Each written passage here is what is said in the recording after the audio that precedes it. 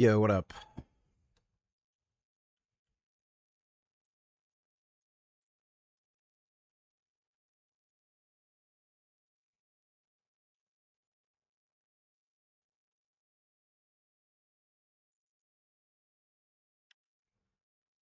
Candace Owens debunked herself during this debate. Well, actually, she did it multiple times, and I will be releasing multiple videos, but here's the first one. So, Candace, who has consistently said Tyler Robinson was never on the UVU campus, she said that multiple times, is now saying, actually, he played a role on the campus on that day. If you said, was he involved that day, as Right. I have consistently said on my platform, I would say yes, he was. I don't know what role he played, but as the shooter, 0%. Of course, we have the Candace Gold who's like, she just said he was involved that day. That doesn't prove he was on the campus. Okay, let's break that down a little. The reason we know she's saying he's on the campus now, or very strongly implying it, whether she realizes it or not, is because Candace Owens has said that Tyler Robinson's a So far I'd say overall the best Gears of War game was Gears 3.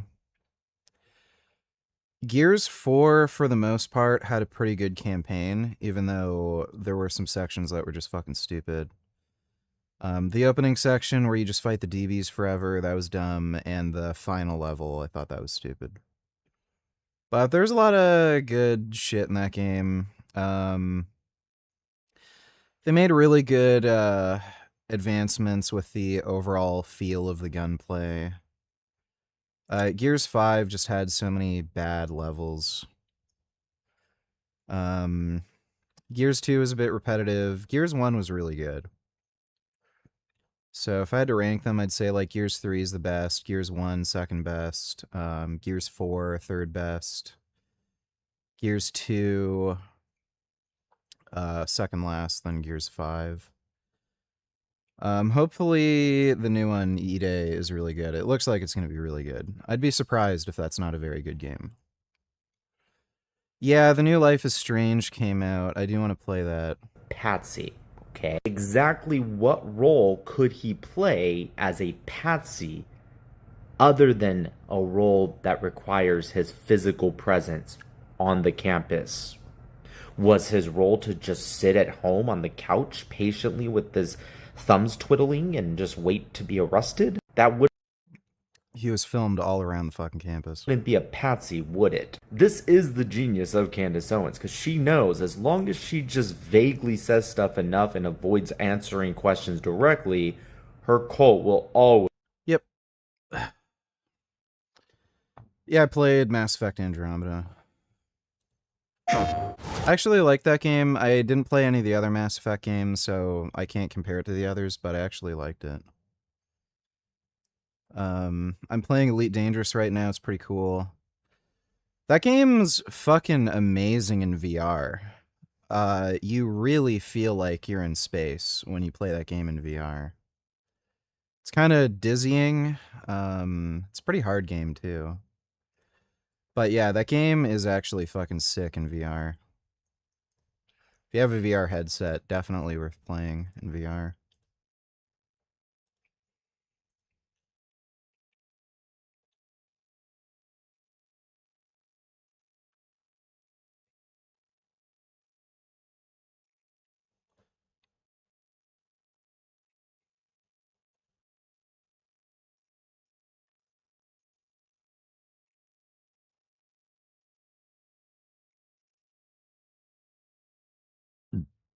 Ugh.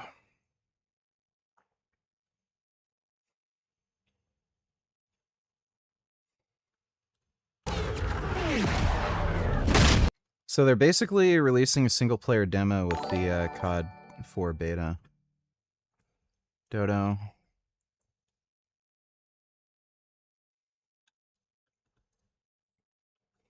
The river was so polluted, no ecologist thought that it could ever be restored. Somehow China pulled it off. At what cost, though? They planned and pulled off the largest expansion of wind turbines in world history.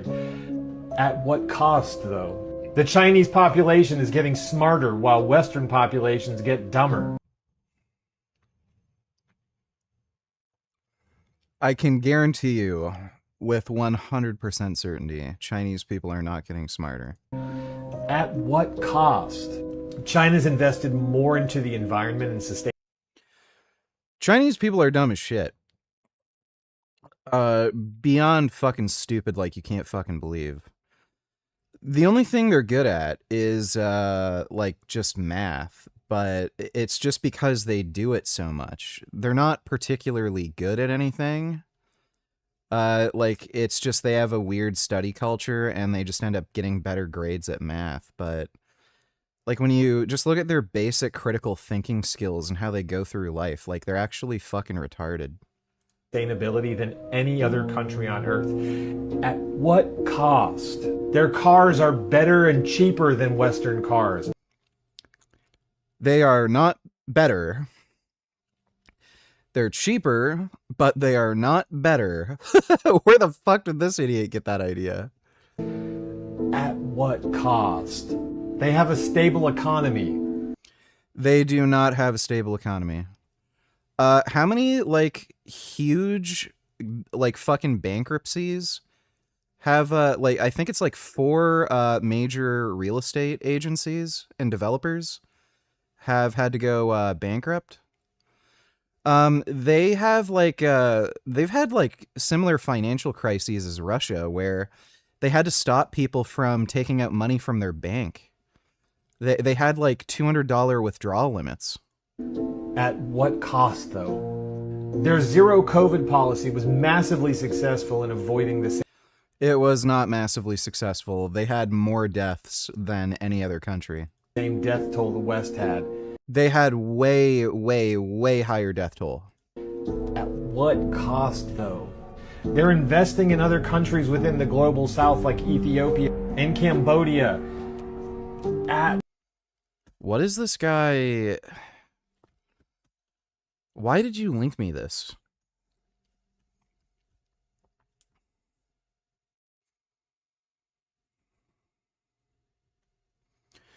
Yeah, I'm gonna be playing Metal Gear Solid 4 when it comes out, the re-release. Go! Moving on bunker 1! You're good. Let's go. Tier 1 be advised, man. Could be good. Follow me. Buddy!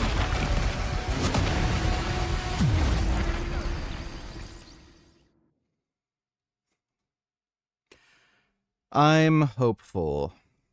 Insomniac's Wolverine takes place on Earth 1048, the same universe as its Spider-Man games, and opens with an assault on a Weapon X base, where Wolverine teams up with his longtime hater Sabretooth.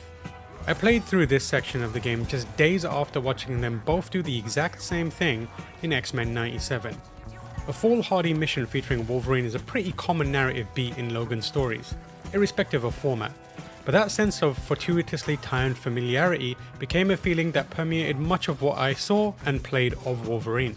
Wolverine is the latest in a type of game that PlayStation has become known for, a mostly linear action game that is narrative driven and uses introspection, self-discovery, and personal growth as theme for character development. What I played wasn't remarkable for its unique ideas, but nevertheless, it made a good impression in the way that it was executed.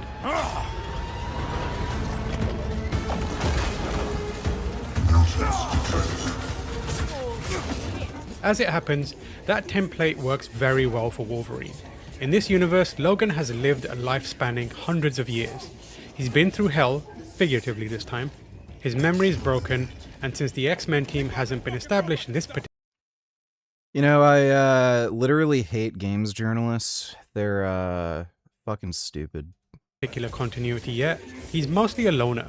This is a compelling starting point for the kind of tame the beast within tale that packs a big punch when it comes to this character. Though Wolverine may be a game made from familiar pieces, Insomniac is putting them together in surprising ways. This became apparent from the intro, where a calm, wizened figure finds a feral Logan hiding in the wild and extends a helping hand. If you thought that person was Charles Xavier, founder of the X-Men, you'd be wrong. This time, it's Nathaniel Essex, the X-Men antagonist who will become known as Mr. Sinister. By subverting expectations, Wolverine, the game not the person, establishes tension and sparks intrigue. It got me thinking about Essex's inevitable turn and what could potentially trigger a schism between him and Logan. But my more immediate task was to team up with Sabretooth and Mystique. Team X, as the trio is known, was put together by Essex, and are now trying to rescue him from the clutches of lunatic human supremacist Bolivar Trask. Mystique looks cool.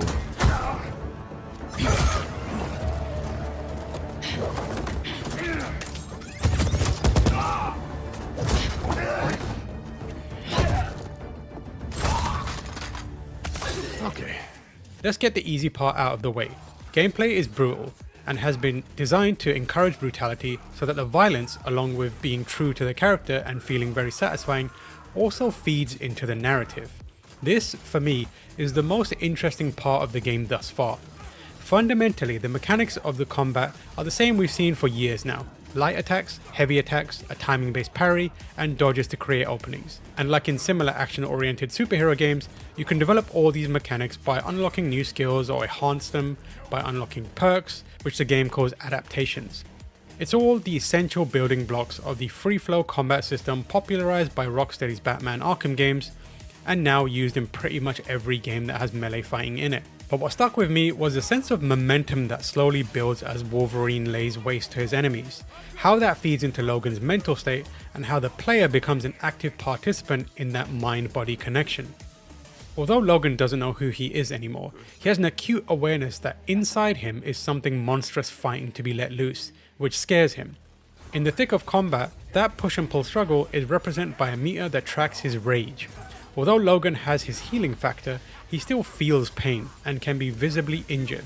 Rage, which splits into segments, begins as a way of recovering health, but the longer the violence goes on, the more Logan's rage meter builds and the more aggressive he becomes. For the player, that creates a satisfying loop that, smartly, is in lockstep with Logan's escalating on-screen emotions. The demands and the precision required of the player to take out waves of Trask's goons changes as he gets more and more enraged, until there's a kind of parity between the player's input and Logan's blind rage and indiscriminate killing. Wolverine's opening salvo usually begins. Sorry if this was asked before. When you lost 70 pounds in 2 months, did you take multivitamins? Also, did you continue taking ADHD meds? Yeah. I always take a multivitamin. And no. Isaac let me try one of his ADHD medications. I tried it the one day, never took him again. It actually gave me ADHD. It made it way harder to focus, concentrate. My patience went way down, so I didn't have a good reaction to it. Thanks for the donation though, Viral Evolution. Begins with a leap that closes the gap between himself and the enemy. With his claws out, he plunges into his target and launches into a series of I really wish I could jump that far. That'd be so cool. quick attacks that can be ended with a more powerful one. It's a ruthless dance of back and forth that requires directing Wolverine towards the most imminent threats, be they a soldier firing a gun from long range or one using a shield to take the sting out of his attacks. In one situation, Wolverine was lured into a room that takes away his healing factor, which means the player also needs to juggle taking out the devices suppressing his mutant abilities on top of the dangerous foes surrounding him. As the rage built up, I initially used a heavy finisher where Wolverine impales the enemy on his claws and, by doing so, recovers health. This pairing of attacking until a bar of rage is available to heal and then repeating was very effective. However, by mixing in special techniques like the tornado spin, which sees Wolverine spin with his claws out to control the crowd of fodder, it becomes easier to maintain rage and continue building towards increasing the meter to its third level. About the same time I reached level 2, I found that the game was usually trying to overwhelm me with enemies, which pushed me to make quicker decisions in target prioritization, while also parrying and dodging, leaping to targets, attacking them and moving on. This felt like an intentional ratcheting up of pressure, specifically designed to make the eventual payoff feel intoxicating, and it worked very well. At level 2 Rage, I was cutting through Trask's soldiers like they were made of butter, watching as the world around me was showered in blood and a grunting Logan leaped from one enemy to the next, claws out, shredding everything in his path. A few counters and a whole lot of eviscerated baddies later, Wolverine's Rage reached level 3. At level 3, Wolverine can launch into a berserker frenzy.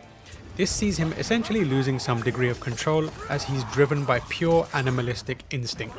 The world loses its colour, desaturating into black and white, and the sound of the musical score becomes muted, drowned out by Wolverine's heavy breathing and snarls, and the snick of his claws as they slice through bodies and the environment around him.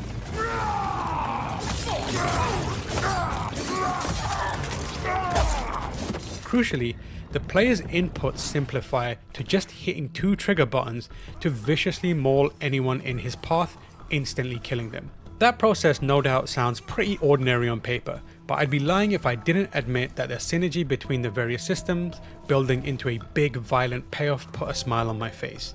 It's one of the ideas that Insomniac has implemented to bring authenticity to the character in the same way that exhilarating web swinging, mid-air pirouettes and impromptu backflips were how the studio realized the fantasy of being Spider-Man. There's a level of satisfaction that comes from the sudden shift from carefully timed strikes and evasive maneuvers to simply hammering 2 buttons to obliterate everyone and everything that embodies Wolverine and his anger so well.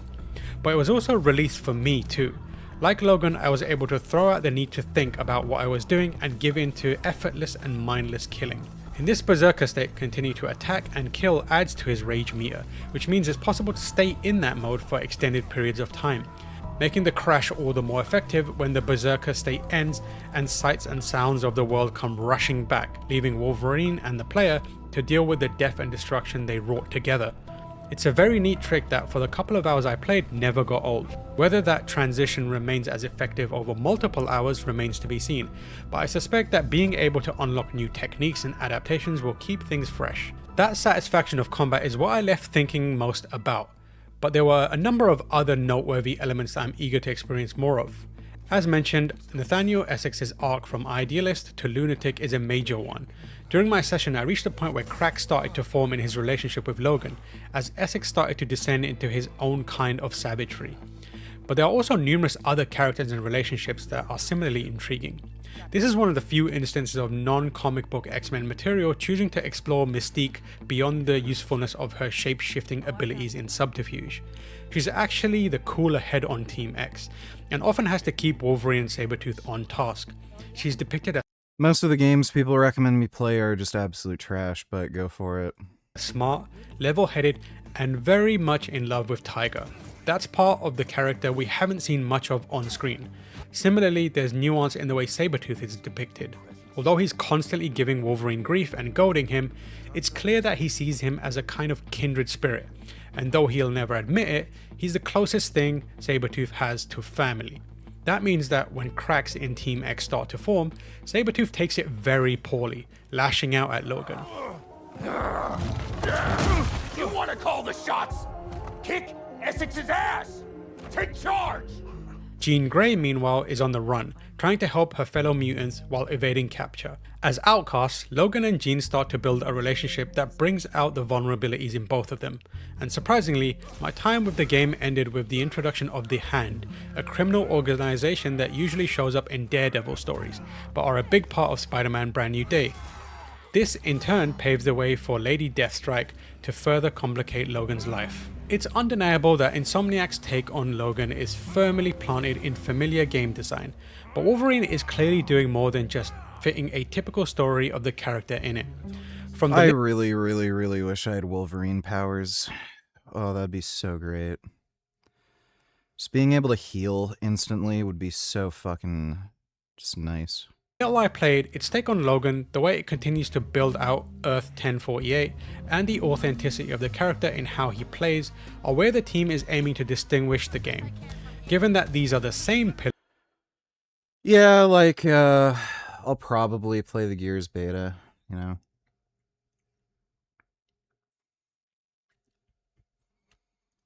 Star Sector.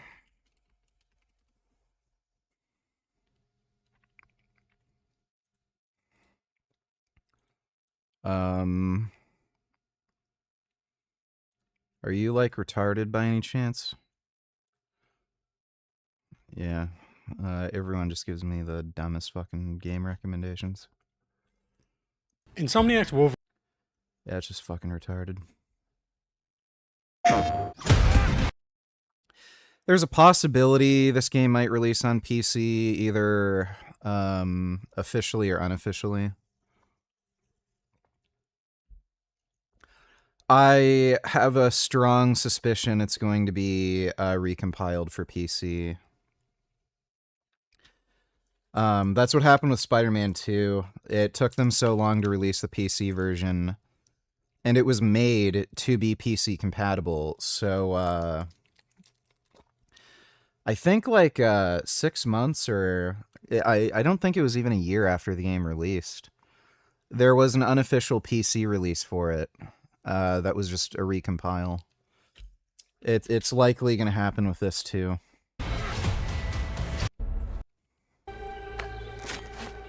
This game just looks so sick. Let's see if we can find the one that got away.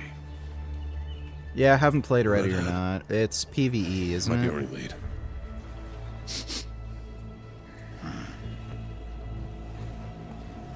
Looks like she took off into the industrial park. All right, let's search the area. Give me a status update. Perimeter stable. Holding position.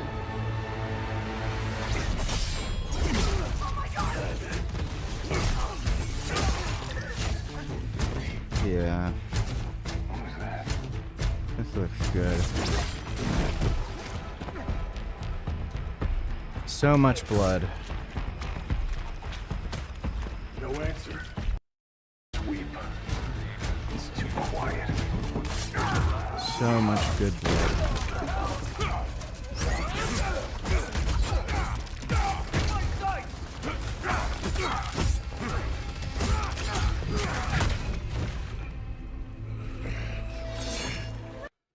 I'm psyched for that.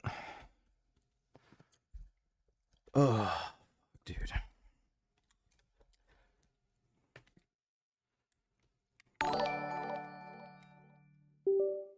Hey Vegan Gains, it's been a while. I've noticed you've gotten significantly bigger since I last saw you. Are you still following a vegan diet and training naturally? I am following a vegan diet. That's why I'm still called Vegan Gains, you fucking idiot. But no, obviously I'm not training naturally. That's why I've made video after video after video where I've said I've been on steroids. All my Instagram posts, I've said I'm on steroids. That's why I look so much fucking larger out of nowhere. Thanks for the donation though, dude.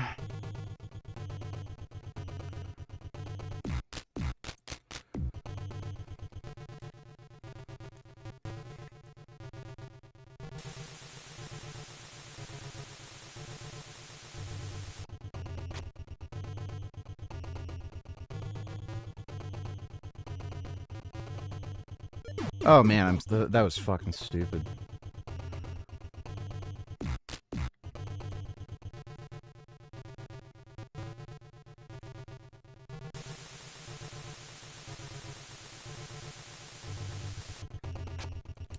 Why don't I get a bachelor's degree? What, so I can make $3 more than minimum wage?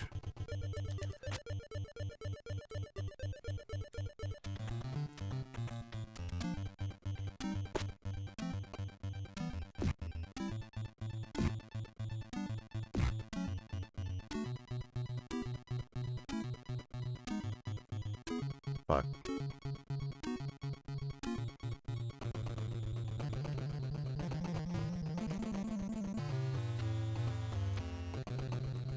Ah, I hate that motherfucker.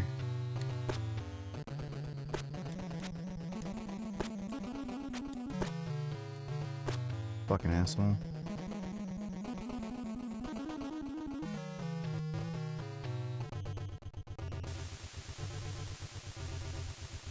Are you still doing streams on YouTube? Do you still play Battletoads?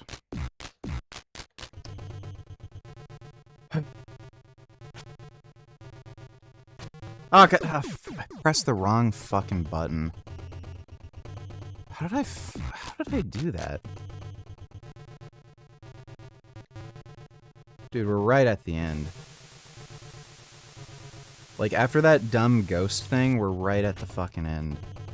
I can finally start doing full runs.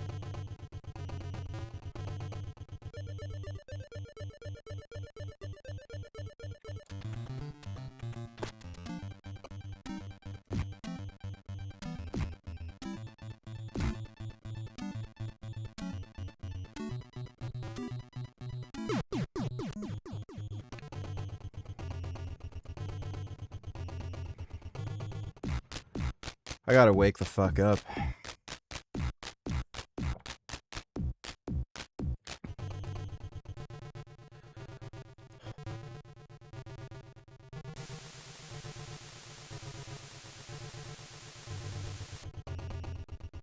think it might be easier to drop down from here. Yeah, it probably is.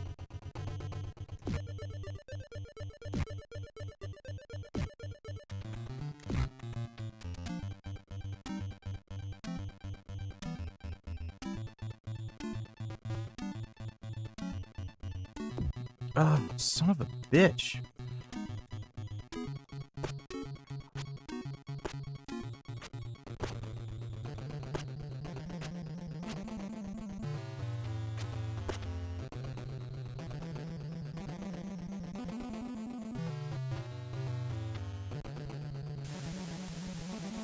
The game literally fucked me over.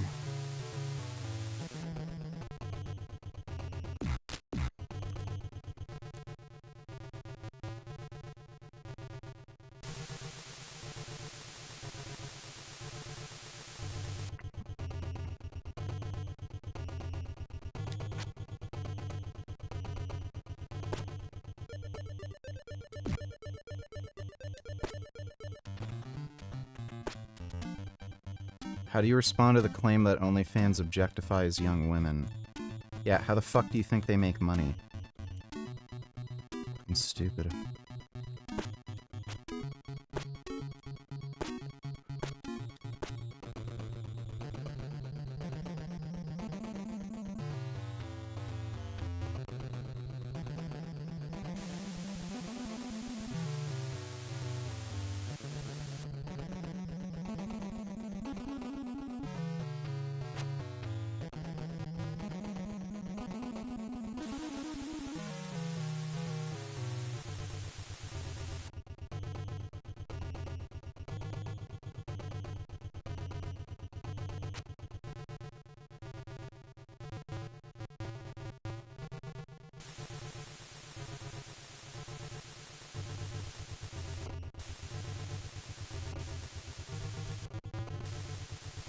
Fuck! Oh my god, I should have put a save state there. That's the last part, and then the level's over. Fuck me, what a load of bullshit.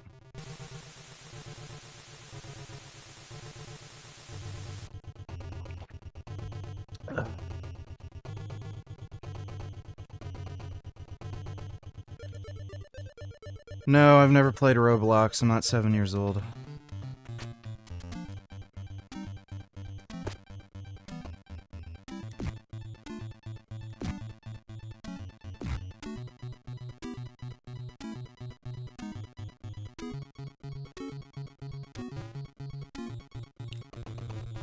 Fuck!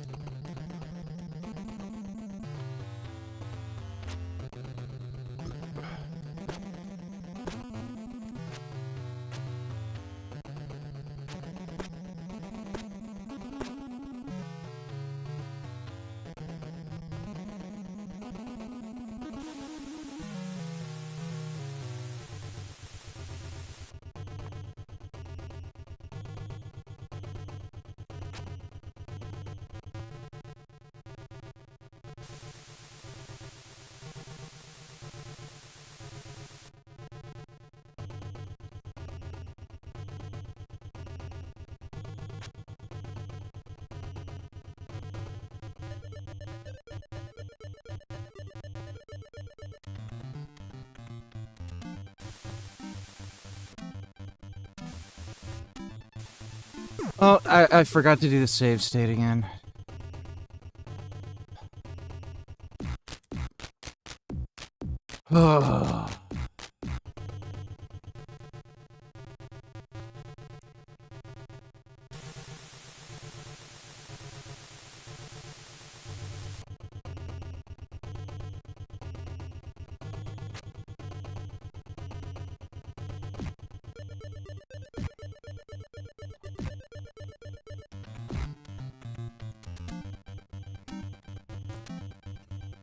Why the fuck?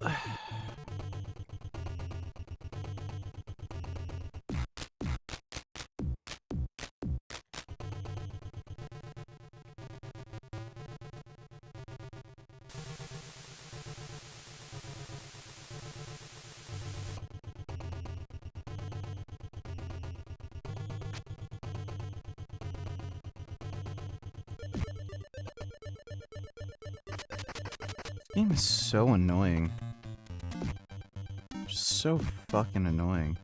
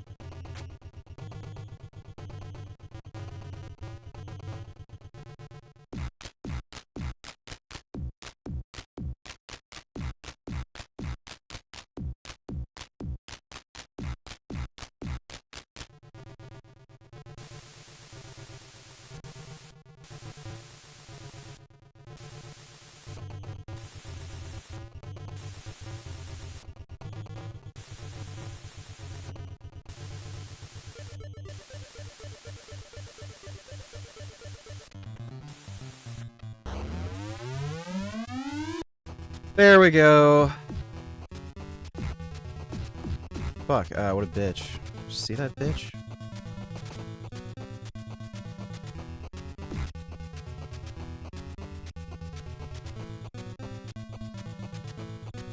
So that wasn't so hard. The ghost thing, fuck, stupid bitch.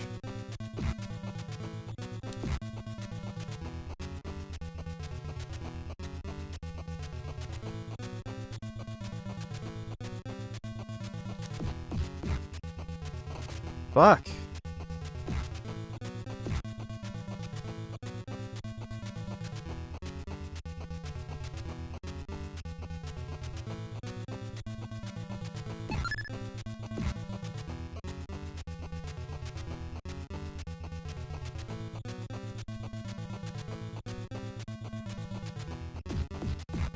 Okay, you really can't attack her head on.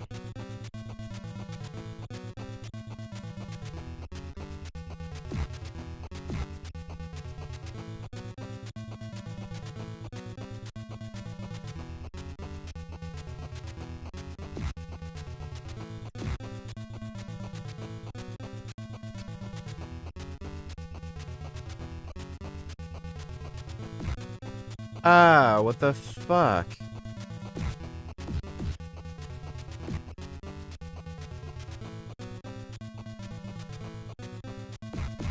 Oh, what a cheap fucker.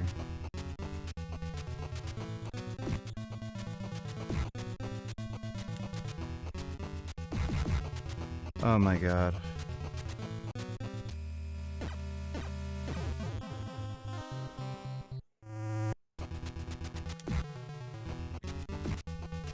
I think I dislike Mitchell Hooper more.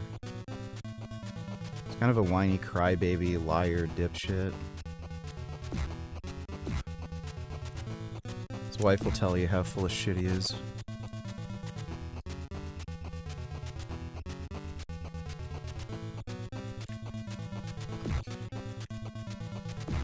Oh my god. Give me a fucking break.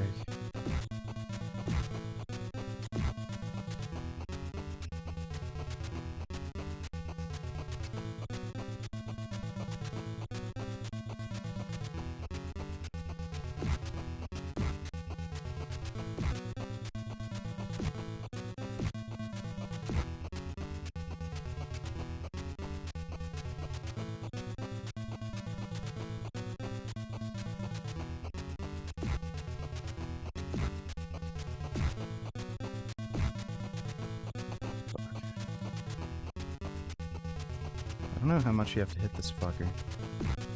God damn it. Oh my god.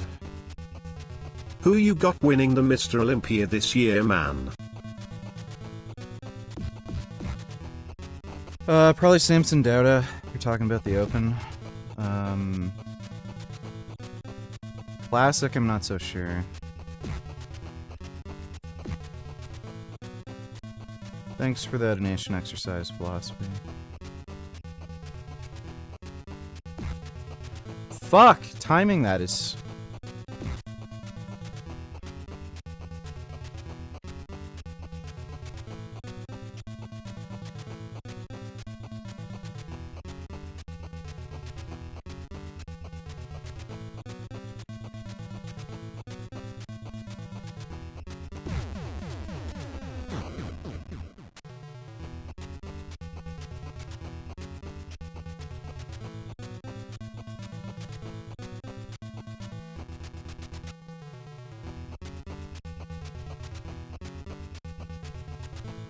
Oh, we won? Okay, good.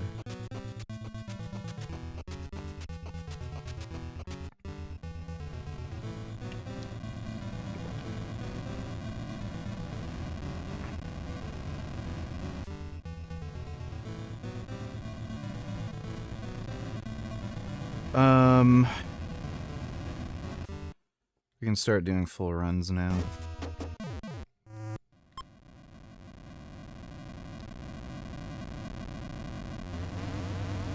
I just have to make sure that I hit the fucking warp at the beginning. I'll put a save state here just so I don't have to deal with the fucking intro. Oh wait.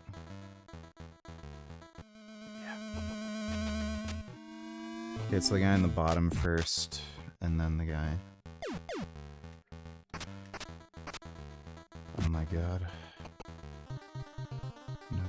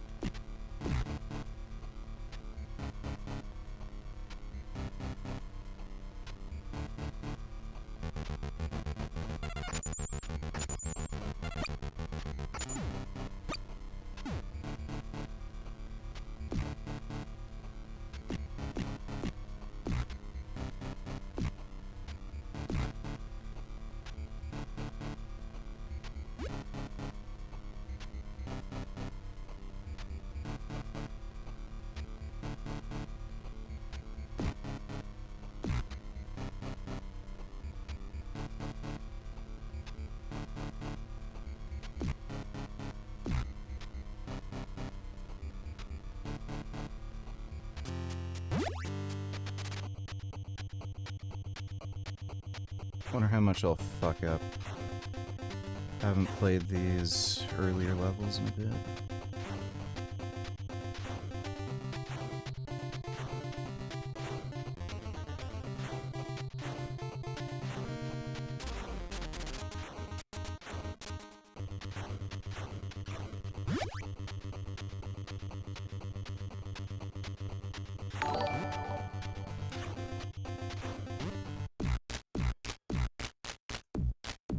What is this?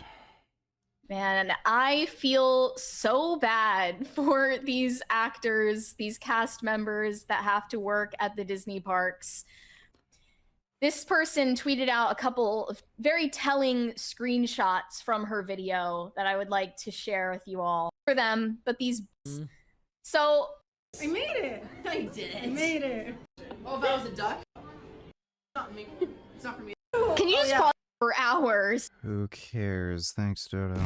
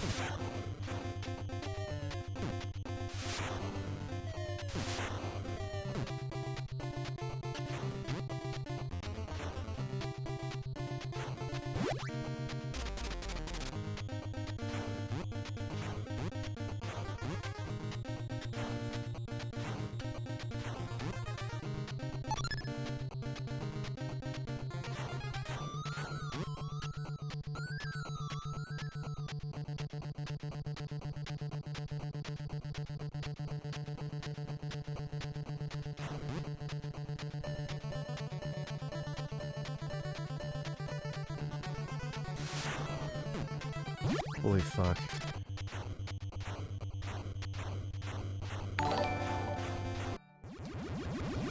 Okay, these Disney adults are just creepily staking a character from a children's film. Yeah, that's great. Thanks, Dodo.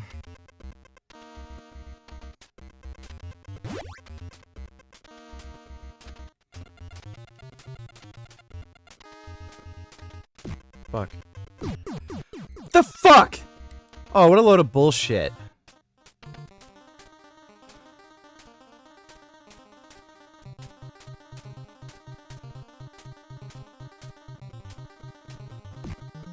Fucking horse shit. Oh my god! Fucking shit fuck.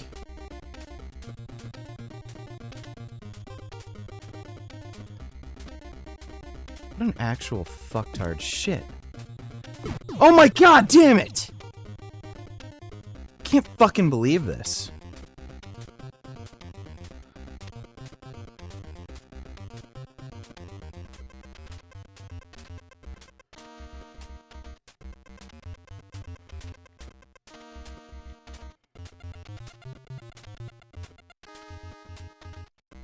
How did I miss that one up? Give me a fucking break. Damn it. Oh. Yeah, dude, seriously, fuck this game.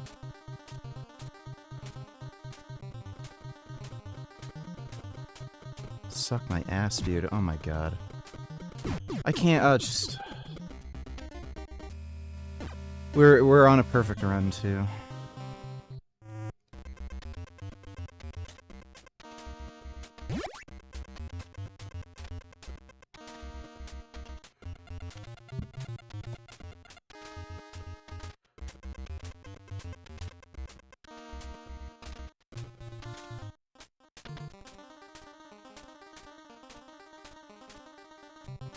Fucking bitch.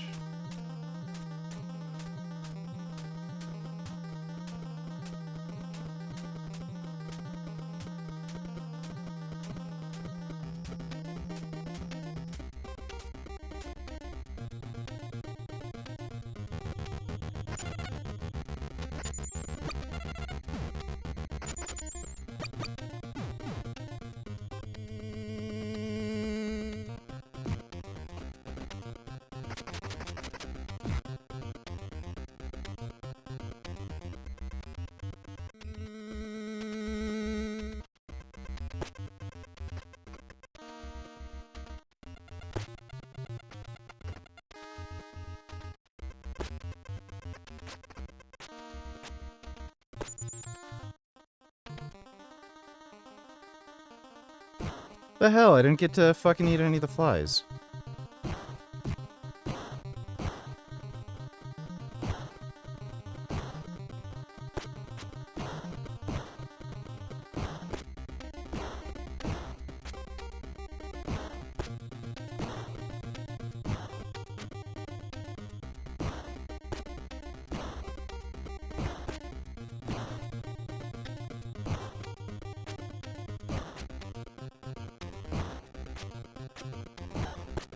Literally hit him right there.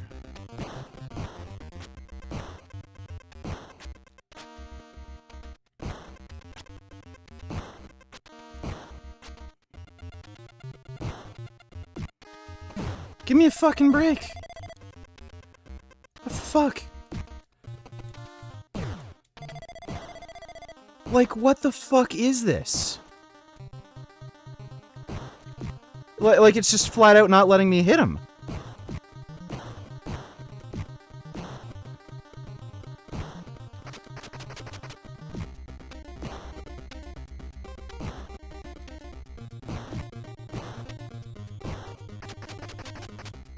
Can you die already? Holy fuck, why isn't he dead?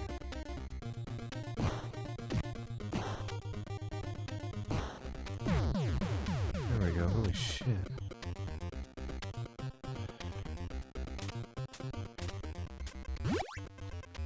What a fucking asshole.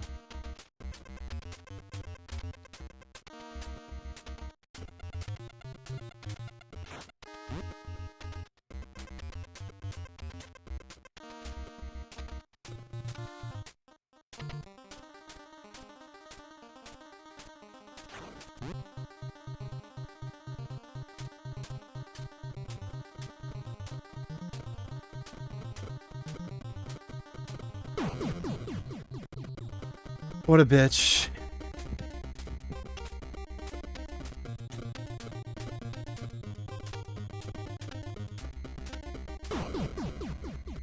Okay.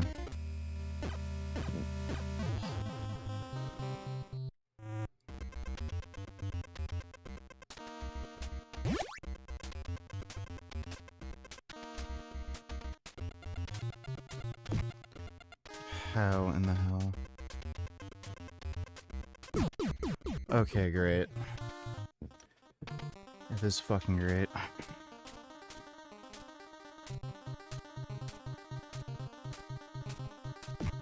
Oh my god, I'm so stupid.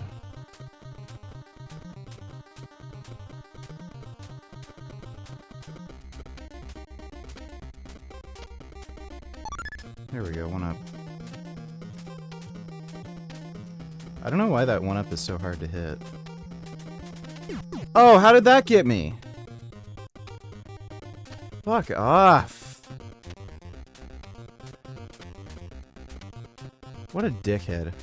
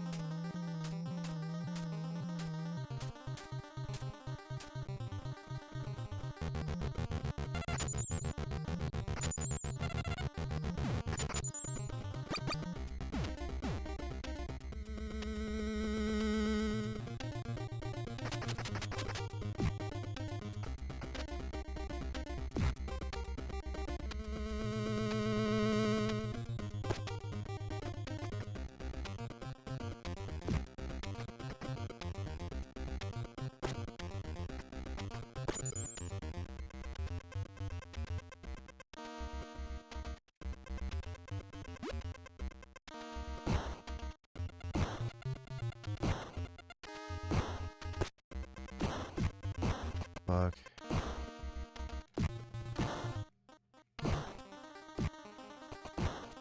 Oh my god.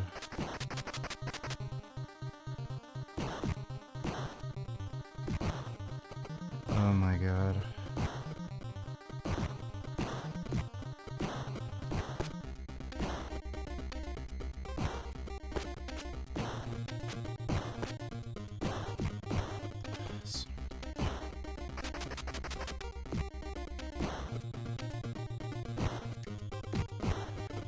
Why did it pick up the thing? I wanted to fucking... Oh.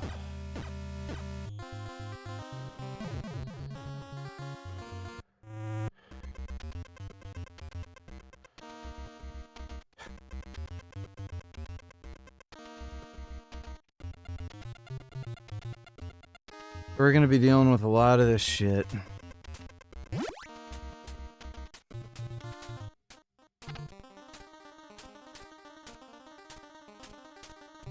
Oh my god.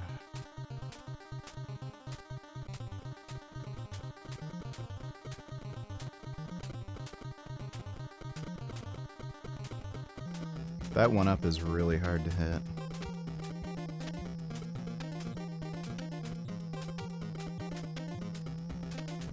Oh, great.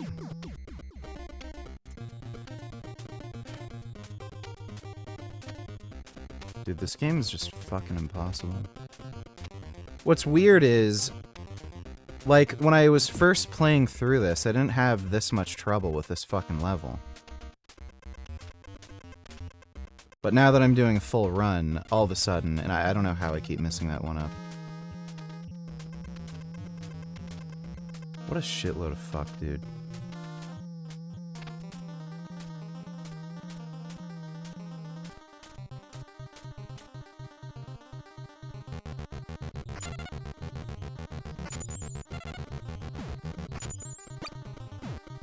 Great.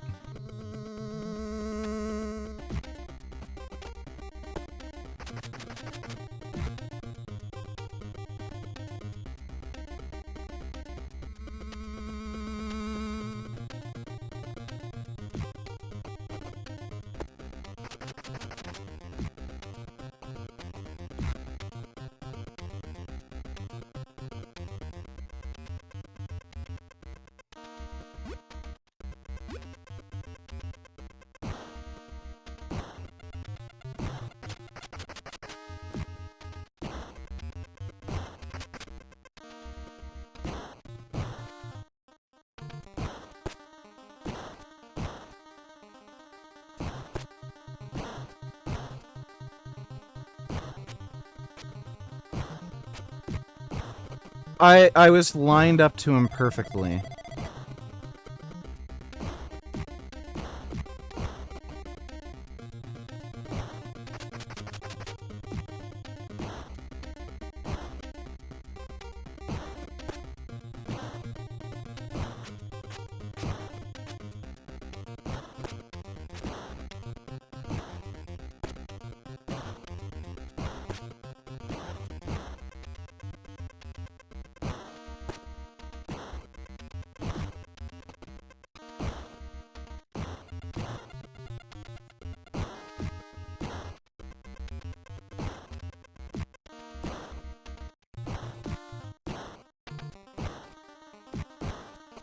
Oh my god, dude, it's...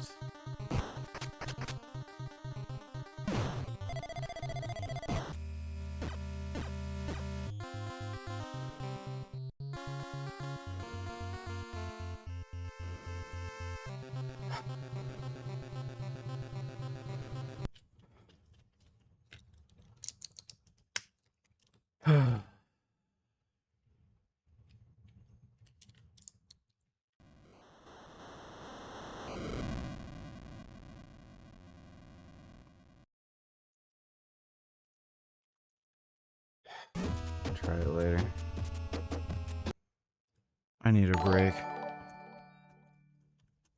Any thoughts on Mike Israel? He's a retard. Thanks for the stupid retard question.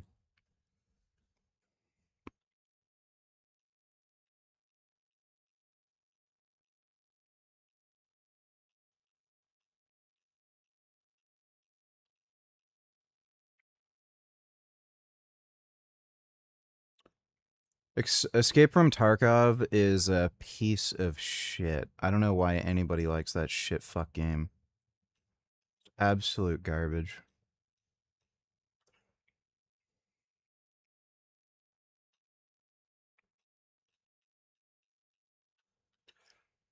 Yeah, I literally need a mental fucking break from doing that game more than anything.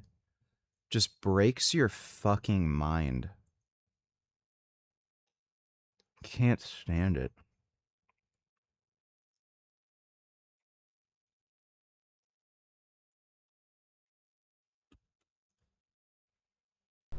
Everybody, just moments ago, President Trump confirmed there will be no appeal from the Department of Justice against the Jensen v. ATF ruling.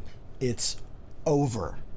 And in just a couple of hours, depending on where you are in the country, that injunction is about to come into effect.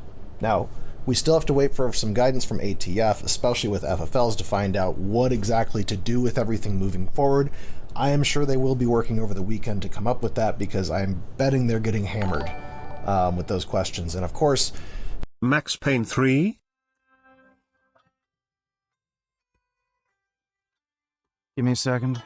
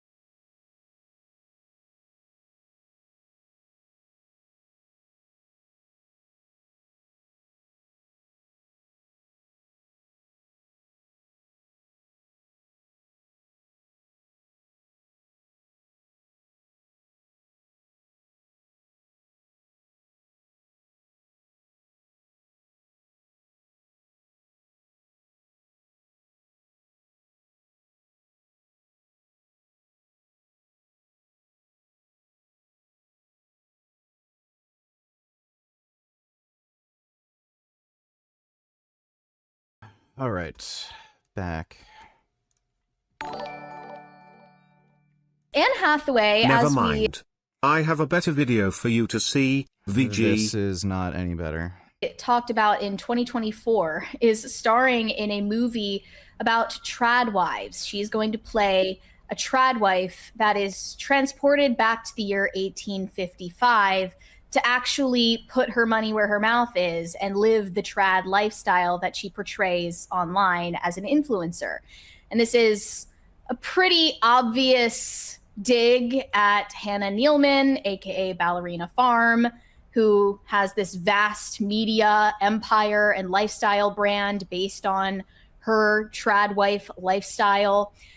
Although they have declined to mention her name in any of the press about this movie, it's pretty obvious that they are modeling this character after her or a cartoonish, villainous version of this woman. Anne Hathaway just spoke about the project for the first time in an interview at the End of Oak Street premiere. And I want to show that clip before we go further into this about the author. Yeah, I'm so sorry I had it backwards. I think we were supposed to do cat's eye seconds. Whatever. It's fine. Here we go. Here we go. Writing me, they're like, what? Oh, it's doing that thing that they always say. Here we go. Well, that's been a really fun Don't mind the discovery baby because, bump. I read a draft 2 years ago and I knew that the intense feeling that I had for it. So it's been really fun watching people discover it. I mean, I have friends writing me, they're like, what, how, and well, I won't say exactly what I was about to say, but one of my friends wrote me and said, I can't remember the last time I immediately reread a book. People are just loving it, and I couldn't be happier for Caro. What a triumph for her. And now we just have to do the movie justice. Okay. So back when this was announced as a movie adaptation, the book hadn't even come out yet. And it just released in April this year and became a New York Times bestseller. However much stock you put in that title, I don't know. That's up to you.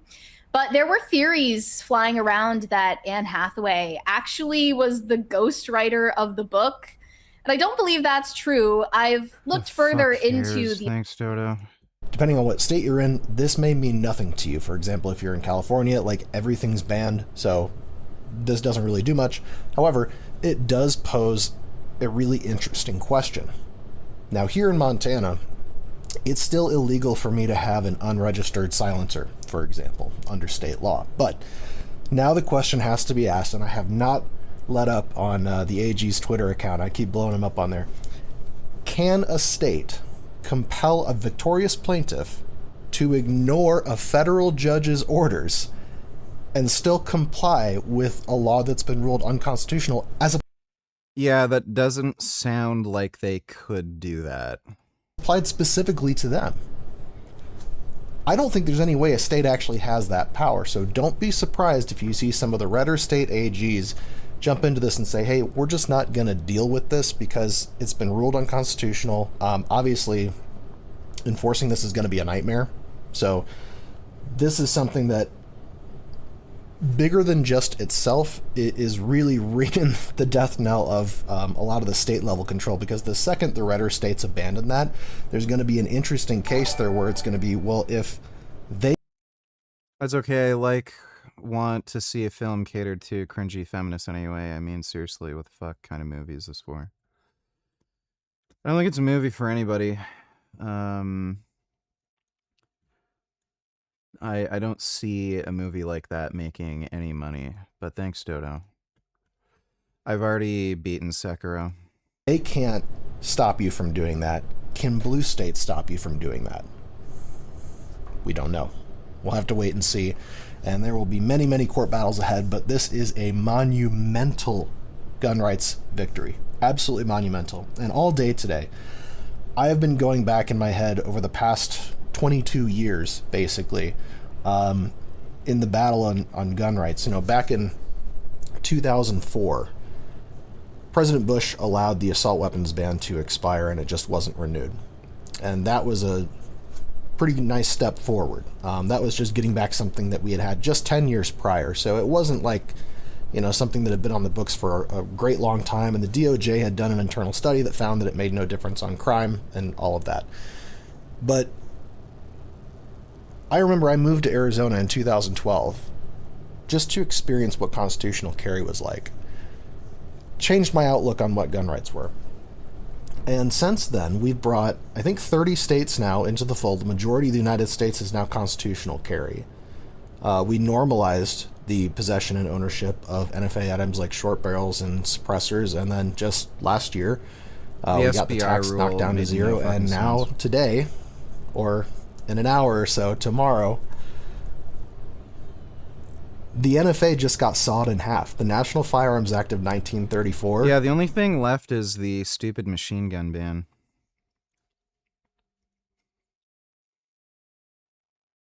Within days of the competition, he collapsed and is no longer with us. If a bodybuilder who we know is using performance-enhancing drugs, do you not think that that had something to do with their demise? No, had absolutely nothing to fucking do with it.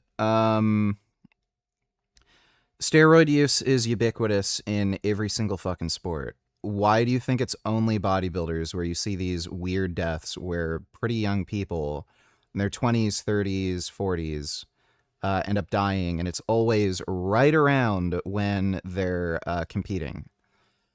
So, yeah, it has something to do with the way they're, like, dieting, training, overly exhausting themselves, and probably taking a bunch of stimulants and shit, and fat burners and crap like clenbuterol, why they're dropping dead. So you don't see this with strongmen, you don't see this with powerlifters, you don't see this with CrossFit, you don't see this with weightlifting, you don't see this with any fucking sport. Sprinters, basketball players, football players, you name it. They're all on steroids, but you only see these deaths in bodybuilders. So if they're all on steroids, but only the bodybuilders are dying, what the fuck does that tell you? Pro bodybuilder by the name of Mason Araújo. And so Mason, he hails from Brazil, an IFBB pro, has an amazing physique. He was shredded. The small waist absolutely peeled, the perfect shape, and he was planning to compete yet again in the hopes of qualifying for this year's Mr. Olympia. Unfortunately, within days of the competition, he collapsed and is no longer with us. This is the last thing that this guy ever posted. A photo in the gym, just like anybody else, and he's prepping for a show with a caption that reads, "In the process and enjoying every day." And a few hours, literally a few hours after this post went up, he was found dead. And he was only 35 years old. Mason Aurora, 35, fell ill at home in Alagoas, Brazil. This was on Monday. So Bamboos, let me see. Oh, he rolled off the bed. It's not good. Oh. Oh. Look. Oh my god. Those are some nice possums. Heidi. I like the little babies. Very orange. Oh my goodness, look at them. Here, mate. Oh, wow. Oh, they're munching. I thought you were a bit large, girl. Oh, Something was going on in there.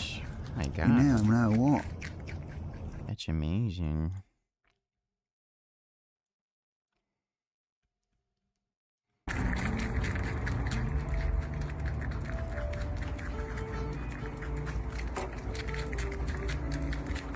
Oh. Oh my god. Wow, it's a nice chunky groundhog. Our rescue centre, this is how we raise our orphan kangaroos at the baby kangaroo rescue centre in Alice Springs. I want one of them.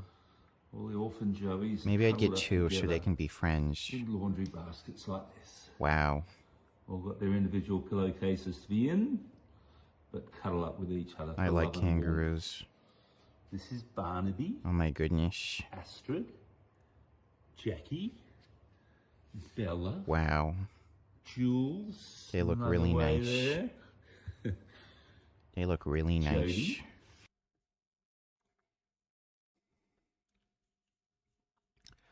Badgers. Little badgers. Who wants to eat? Are Oh. you guys hungry? Did you miss your dad? They look hungry. Bruce. My goodness. Oh, Ravina. Big boy, Bruce. My goodness. Oh, my baby badgers. Oh. They're little babies. Come here, Ravina. They look nice. Oh, I missed you. They look really nice. Mm-hmm.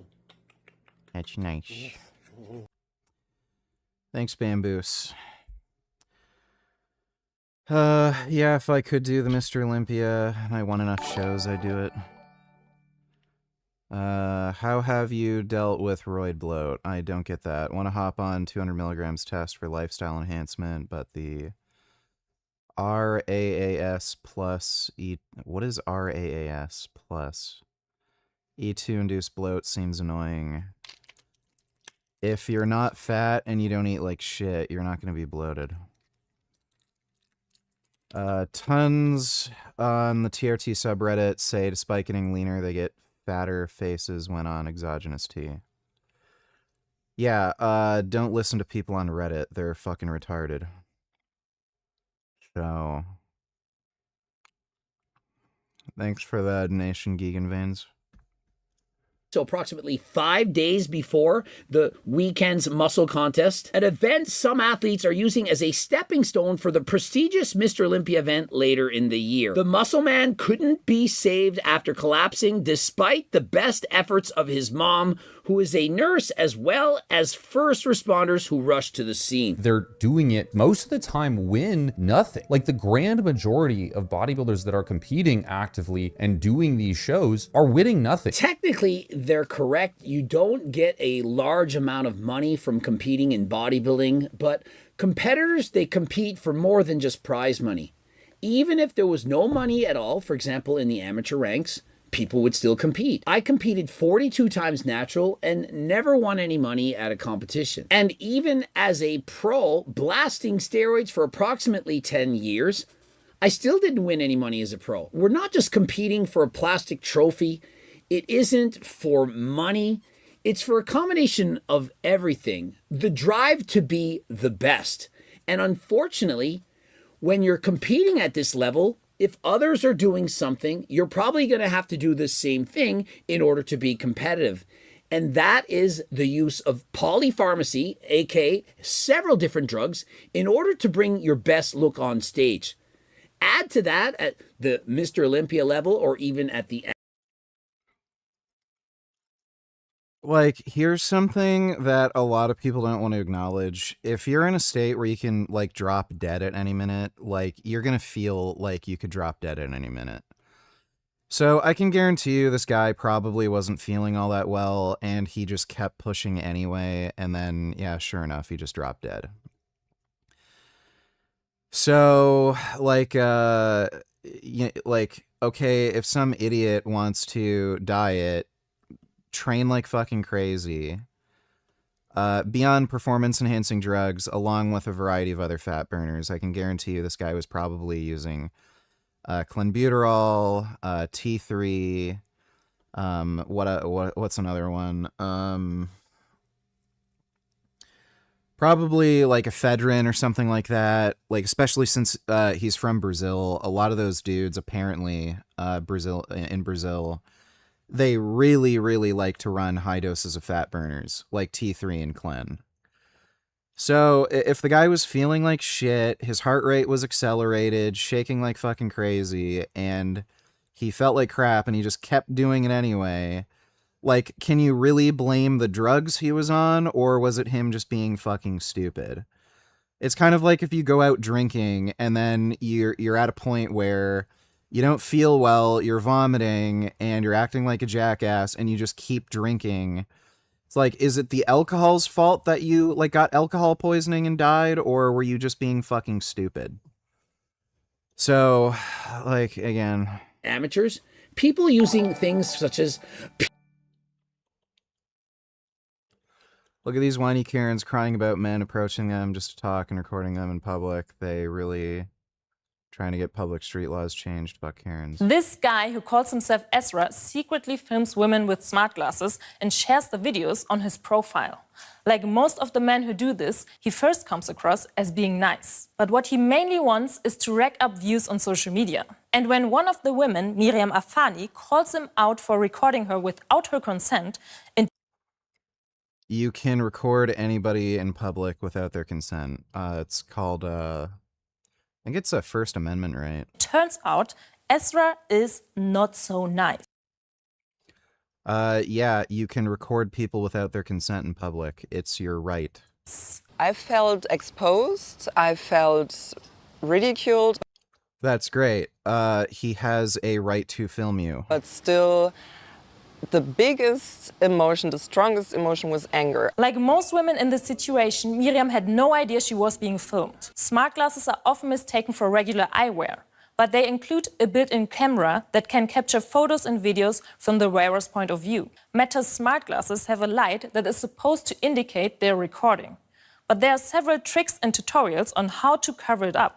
Meta, which has the most popular smart glasses on the market, says it's working on ways to make them more trustworthy. It's a violation of our right to privacy. No, it's not. Again, you have a right to film in public, you dumb bitch. Our right to bodily autonomy. It does not violate your right to bodily autonomy. And it could have a really chilling effect with women's ability to feel free and safe. Women can record men in public too, you idiot. In all public spaces. I'm sorry. Like, you don't feel safe when there's a camera. Like, what? The days after the incident, I didn't want to leave the house, only when oh no, the camera's gonna get me. Necessary. The videos are often accompanied by judgmental comments on the women's appearance. Perpetrators also... Oh no, somebody called me fat or ugly. My life is over. Someone on the internet left a comment. Boast about their skill in tricking their female targets, often including the hashtag RIS, meaning charisma. It's an intrusion into women's bodies. Yeah, the camera isn't going up your ass, so no, it's not. Professor of sexual violence. Okay, so this is like just a crazy bitch. You want to bet she's like pro-open immigration, let in all the fucking Muslim immigrants who want to like fucking rape women and impose Sharia law, but here she is complaining about a guy with a fucking camera on his glasses? Women's space, women's minds. So why do men like Ezra feel the need to film women secretly? Researcher Fiona Vera Gray points out that most men don't do this. But for those who do, it is usually about control. It's clearly about social media. Power, right? I think we can see quite No, it's about social media. That's why they're uploading the videos to social media. clearly that it's power. They need... By the way, women do this like fucking crazy. Like there's that whole TikTok trend where women film themselves at the gym and then record dudes around them.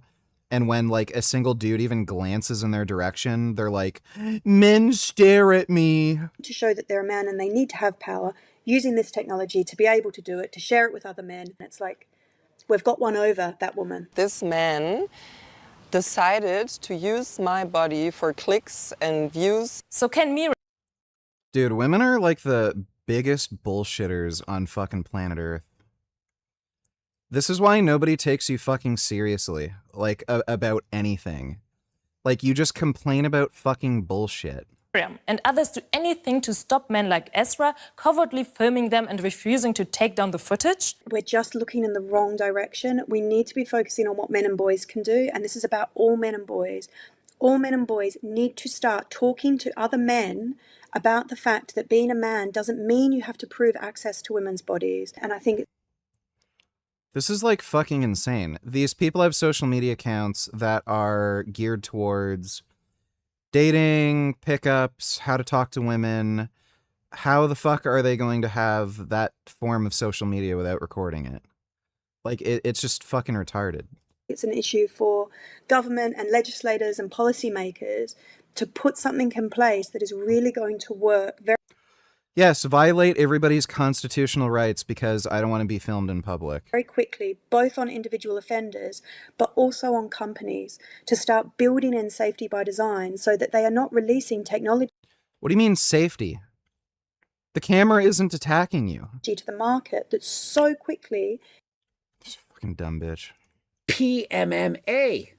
Permanent filler within the muscle, or perhaps you've heard of synthol or hyaluronic acid, and some will even use implants in various parts of their bodies. I can accept similar to, a professional football player's career. They may get a traumatic brain injury, but at the end of the day, their career has earned them 30, 40, 50, 60 million dollars. That's kind of a good trade-off if you ask me. I gotta disagree. It isn't even close to a good trade-off. If you told me that for $60 million, I'm going to have a traumatic brain injury, that I'm going to die an early death 20 years younger, it isn't even close to worth it. Now, when you're young... That's your opinion, Greg. For other people, it may be worth it. For example, Coach Colton, he's very, very young. You don't see things the same way as you do when you're 60. If you find out, like this guy, that you've reduced years off of your life, you most certainly would regret those choices when you get older. In this video, for example, You're gonna die either way. So what fucking difference does it make? Flexing, so you could argue like this is him tensing that's making his head shake, but he has like these really weird like vibrations going. Yeah, he's on clenbuterol. Onto his head, which do... Yeah, that's clenbuterol. It makes you shake. Kind of make me consider the fact that there could be a very large degree of stimulants going on here. And so, of course, there's... Yeah, that's at least clenbuterol. He's probably also taking ephedrine. Stimulants going on. Almost everyone dieting for bodybuilding competitions are using, for example, clenbuterol or T3, T4. Many are even using harsher compounds, like, for example, using some adding. I can't say the name, don't want to get demonetized. Recreational substances that are banned. Not saying that he is, but many actually are. These things, depending on their current potassium intake, will create an environment where you deplete so much sodium and elevate potassium so high that you get hyperkalemic, which can cause your heart to literally just seize and stop. And so he mentions hyperkalemia, which is having elevated levels of potassium. And one thing we know that causes this is the use of certain diuretics. Seeing as he was Monday leading into a show on the weekend, many bodybuilding coaches have their athletes use aldactone far too soon. Way ahead of the competition, because the athletes, they want to think that the coach is helping them. Well, again, what the fuck does this have to do with steroids? So, again, if the theory is this guy became hypokalemic from a diuretic. Hey VG, can you please react to this video of Hafth's 200 kilograms Atlas Stone WR? 8 reps in 58.5 seconds. First 7 reps, 1 motioned. The next man on the platform is Hafthor Julius Björnsson. Give him a huge... The fuck is the quality so shit? Welcome.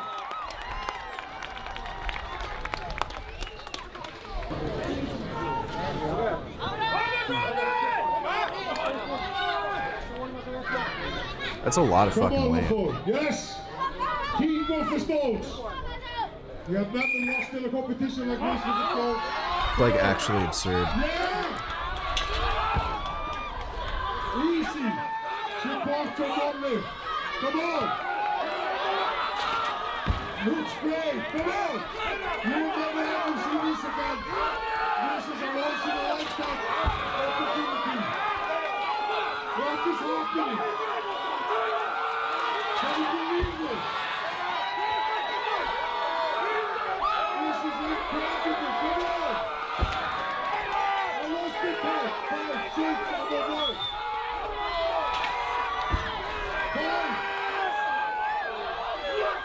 This is incredible. 6.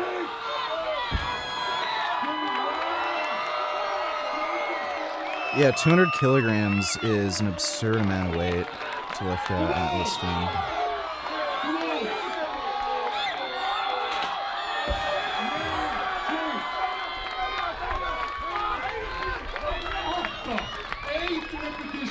I've seen the training to do the Atlas stones. It just seems like such a fucking pain in the ass to set up. I was thinking of getting one of those adjustable Atlas stones. They're kind of expensive, but they're not like absurd. Dude, oh my god, it's just horrendous. You have to get that tacky stuff, and like it takes like 2 hours to like put that shit on and then take it off. Like, fuck that. So I just decided not to even fucking bother with that crap. It's just so sticky and fucking gross. Thanks for the donation, Hawker. And when they say, hey, I don't look as dry as I should be, I've seen on Instagram other guys who look leaner than me, the coaches will deploy the use of aldactone far too soon. And why is aldactone not a good idea, at least this far from competition? I don't know why they don't use hydrochlorothiazide, because it gets rid of both sodium and potassium. It's safer. Like, it's not going to make you hypokalemic. Well, because aldactone can in fact cause hyperkalemia because it's a potassium-sparing diuretic. When you take this diuretic, you're going to pee out significantly more, you're going to look leaner, you're going to look drier, but your potassium levels, they can stay elevated, aka it's potassium sparing. You're not getting rid of the potassium. To the opposite extent, something such as Lasix is going to pee out more potassium. And so you could have very low levels. We've heard of people taking Lasix, for example, getting cramps. People who've taken Lasix have also died on stage. I believe Mohamed Benaziza and Andreas Munster are 2 examples of that. But don't quote me. I could be wrong. Actually, you can quote me. I don't care if I'm wrong. And another diuretic that people often will take is hydrochlorothiazide with triemterene. Now, this diuretic in combination has essentially the canceling out effect. One is going to lower potassium levels, the other is going to raise it. And so essentially they can kind of cancel each other out. None of these diuretics technically are safe. Obviously, diuretics should be used with the advice and consent of your doctor. I've used diuretics for years. The first 42 shows that I did were 100% natural. After that, I did in fact use diuretics. And not only that, I did them in higher doses as well for powerlifting competitions in order to lose significant amounts of weights faster than last time. Looking back, this isn't safe, this isn't healthy, but remember, anything... Clearly it was safe if you didn't have any fucking problems from it. Like again, so many of these things are just a skill issue, right? If you're stupid and you're like, oh, I need to be leaner, I'll take more. Oh, I still want to look leaner, I'm going to take more. Like, then, yeah, you're going to end up dying because you're dumb. But again, Greg did this for how many years without any fucking issues? Like... to try and win the competition. If you are in fact entering a bodybuilding competition and your coach is telling you to take aldactone on a Monday or even sooner, ask them, are you sure I need to start this early? Like, what is the benefit? Aldactone is a longer acting diuretic, as in it takes longer to kick in, but it doesn't take a week. You don't have to look shredded a week before the competition. The judges do not judge you based on how you look on Instagram on a Monday morning a week before the competition. Essentially, you're playing Russian roulette with your health. Some people have amazing genetics. They can use and abuse lots of steroids, perhaps diuretics as well, and still live with no problems. Other people, it's quite the opposite. They use a little bit, and even that is dangerous to their health. The problem is you don't know which one you are. You can't just go to the doctor and get some blood work and say, hey, I'm safe because the blood work looks good, and so let's blast as much as we can. It doesn't work like that. Unless you're getting blood work each and every day and analyzing it, how would you know? You wouldn't. That is the problem. Now, you compile diuretic usage with steroids and stimulants. All of these things are going to massively impact cardiac function. Massively. Just how much could it impact cardiac function? Like, how dangerous is taking steroids and perhaps on top of that diuretics, really? And so, just so that you have an accurate comparison, does anyone think that being a chain smoker or smoking a lot of cigarettes is actually healthy? I think we all know that it's dangerous. And so what's more dangerous, smoking or bodybuilding by using performance-enhancing drugs? Well, in comparison to bodybuilding, abusing steroids, for example, the way that I did, smoking a pack of cigarettes a day for 10 years is not even close to as dangerous as bodybuilding. Bodybuilding, way No, that is the stupidest thing you could possibly fucking say. more dangerous. On a scale of 1 to 10, ChatGPT rates one pack a day for 10 years as a 5.5 out of 10. Using steroids, blasting, for just 5 years is more dangerous than smoking a pack of cigarette a day for 10 years. Yeah, based on what evidence, Greg? Oh, I asked ChatGPT. Like, okay. And so 5 years abusing steroids, it's already worse. I did it for 10. 10 years, it's an... This is the dumbest shit I've ever, like, heard Greg say. An 8 out of 10 danger level, and if you add in the use of diuretics on top of that, it's a 9 out of 10. And so the next time you think, oh, bodybuilding isn't all that dangerous, well, do you think that smoking a pack of cigarettes a day for 10 years is dangerous? Because if you do, this is far worse. Imagine this. There are... Provides absolutely no scientific evidence whatsoever. Just claims he asked ChatGPT. Bodybuilders out there who use steroids and diuretics and smoke cigarettes and drink alcohol. Imagine how dangerous it is to use all of these in combination. And to be honest, like, is Greg honestly gonna fucking tell us he would have been healthier if he smoked cigarettes for 10 years versus did his bodybuilding? Like, he's honestly gonna fucking say that? Like, give me a fucking break. What a retard. The last posts that he made, specifically the very last one where he died hours later, he doesn't look okay. In these pictures, he looks, in every single one, sort of disconnected. And so he mentions at this time he doesn't... No shit, he's dieting. ...look as happy. He doesn't seem as excited. This very well could be true. I remember the last competition that I went to when I barely could make the weight. When I went to the weigh-in, I didn't talk to anyone. I didn't smile. I wasn't happy because I was literally on my deathbed. I was barely able to walk. As I stepped on the scale, I almost passed out. I could barely keep it together because I had to weigh in at 185 pounds to make Classic Physique. Now, since that time, they've added 7 pounds to the weight class. But you can imagine when you're 194 pounds the day before the competition, shredded, and you then need to lose 9 pounds more. You're not drinking water, taking diuretics, and what do you think is going to happen? And so I'm barely functional. A different bodybuilding competition, I remember I went to my room at Canadian Nationals. The door was locked. My key wasn't working. I didn't have the energy to go back down to the lobby, and so I laid on the floor in front of my room. Waited to get some help so that somebody could open my door. I didn't have the energy to get up and walk to the lobby.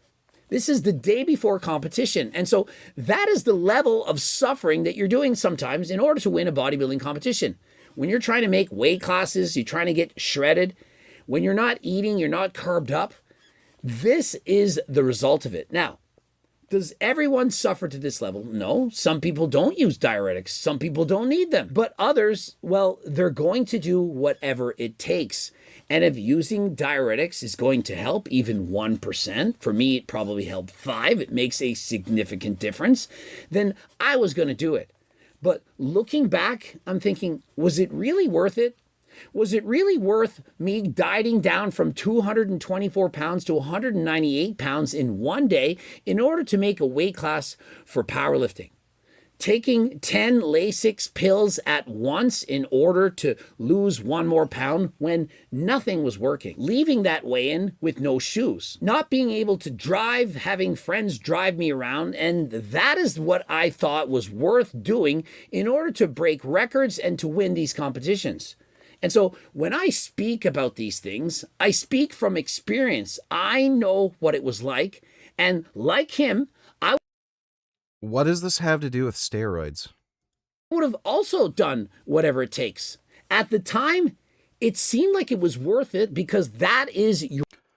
Literally, his entire thesis for why bodybuilding is dangerous has nothing to do with steroids. It has everything to do with all the other drugs they're taking.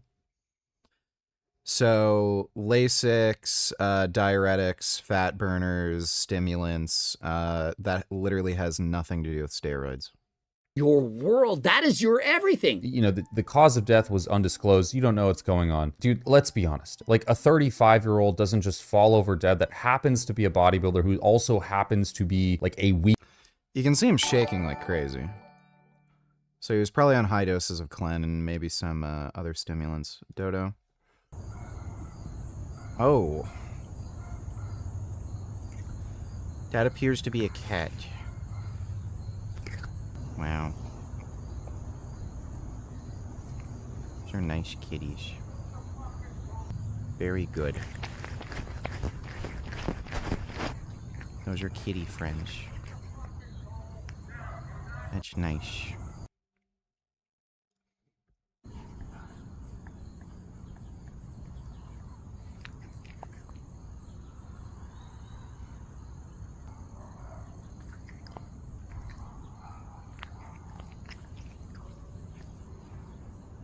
Smell his toe beans.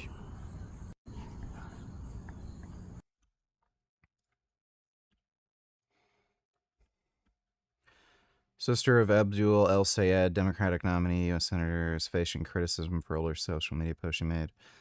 Apart from writing Morning of Freedom during October 7th massacre, she also wrote a number of posts targeting the U.S., including one saying, "Hope the world rises against the U.S. empire."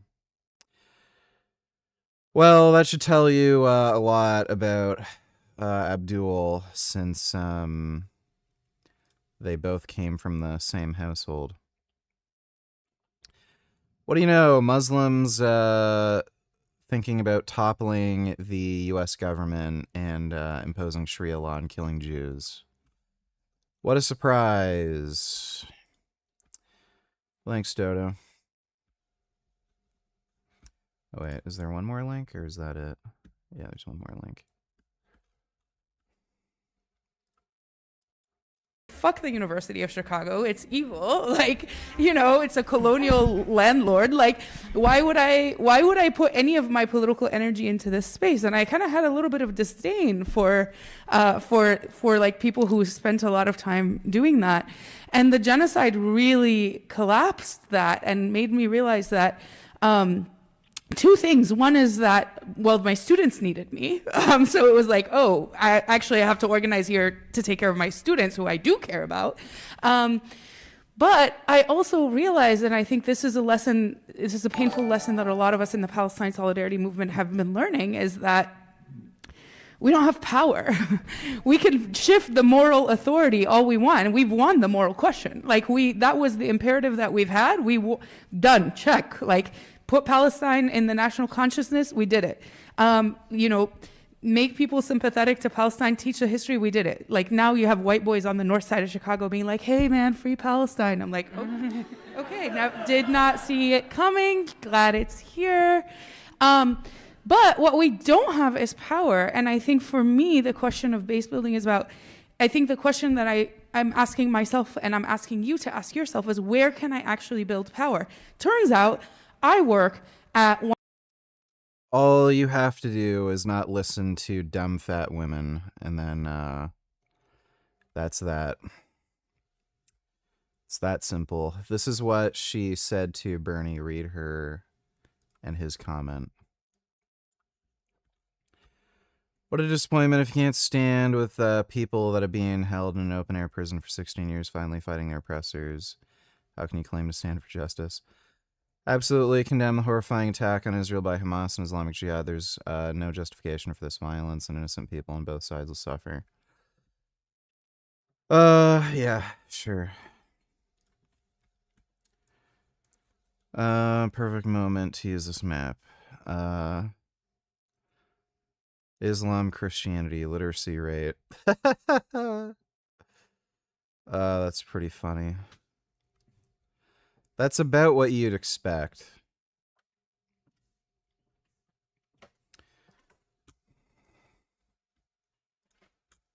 And U.S. federal government has posted a record July budget deficit of $432 billion. Failure of Doge in one sentence. That's funny. Ron DeSantis. Isn't Trump at this point responsible for like 28% of the U.S. national debt? Like, why would this have been a surprise to anybody? He raised the national debt more than any other president in a single term. His first term. So,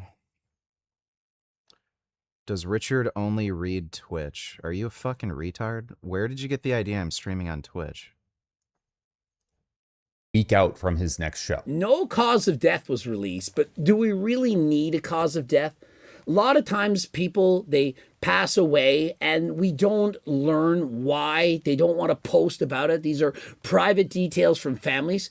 But we can still speculate. We can still make videos in order to help people. If a bodybuilder who we know is using performance-enhancing drugs, or at least we assume that they are because, hey, frankly, basically everyone else is, do not think that that had something to do with their demise. And so, no, had nothing to do with it.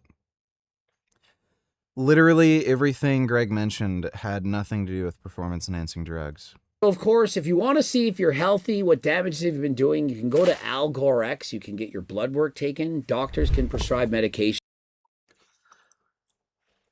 Like, just put this into perspective. Strongmen are probably, like, have some of the worst lifestyle habits imaginable.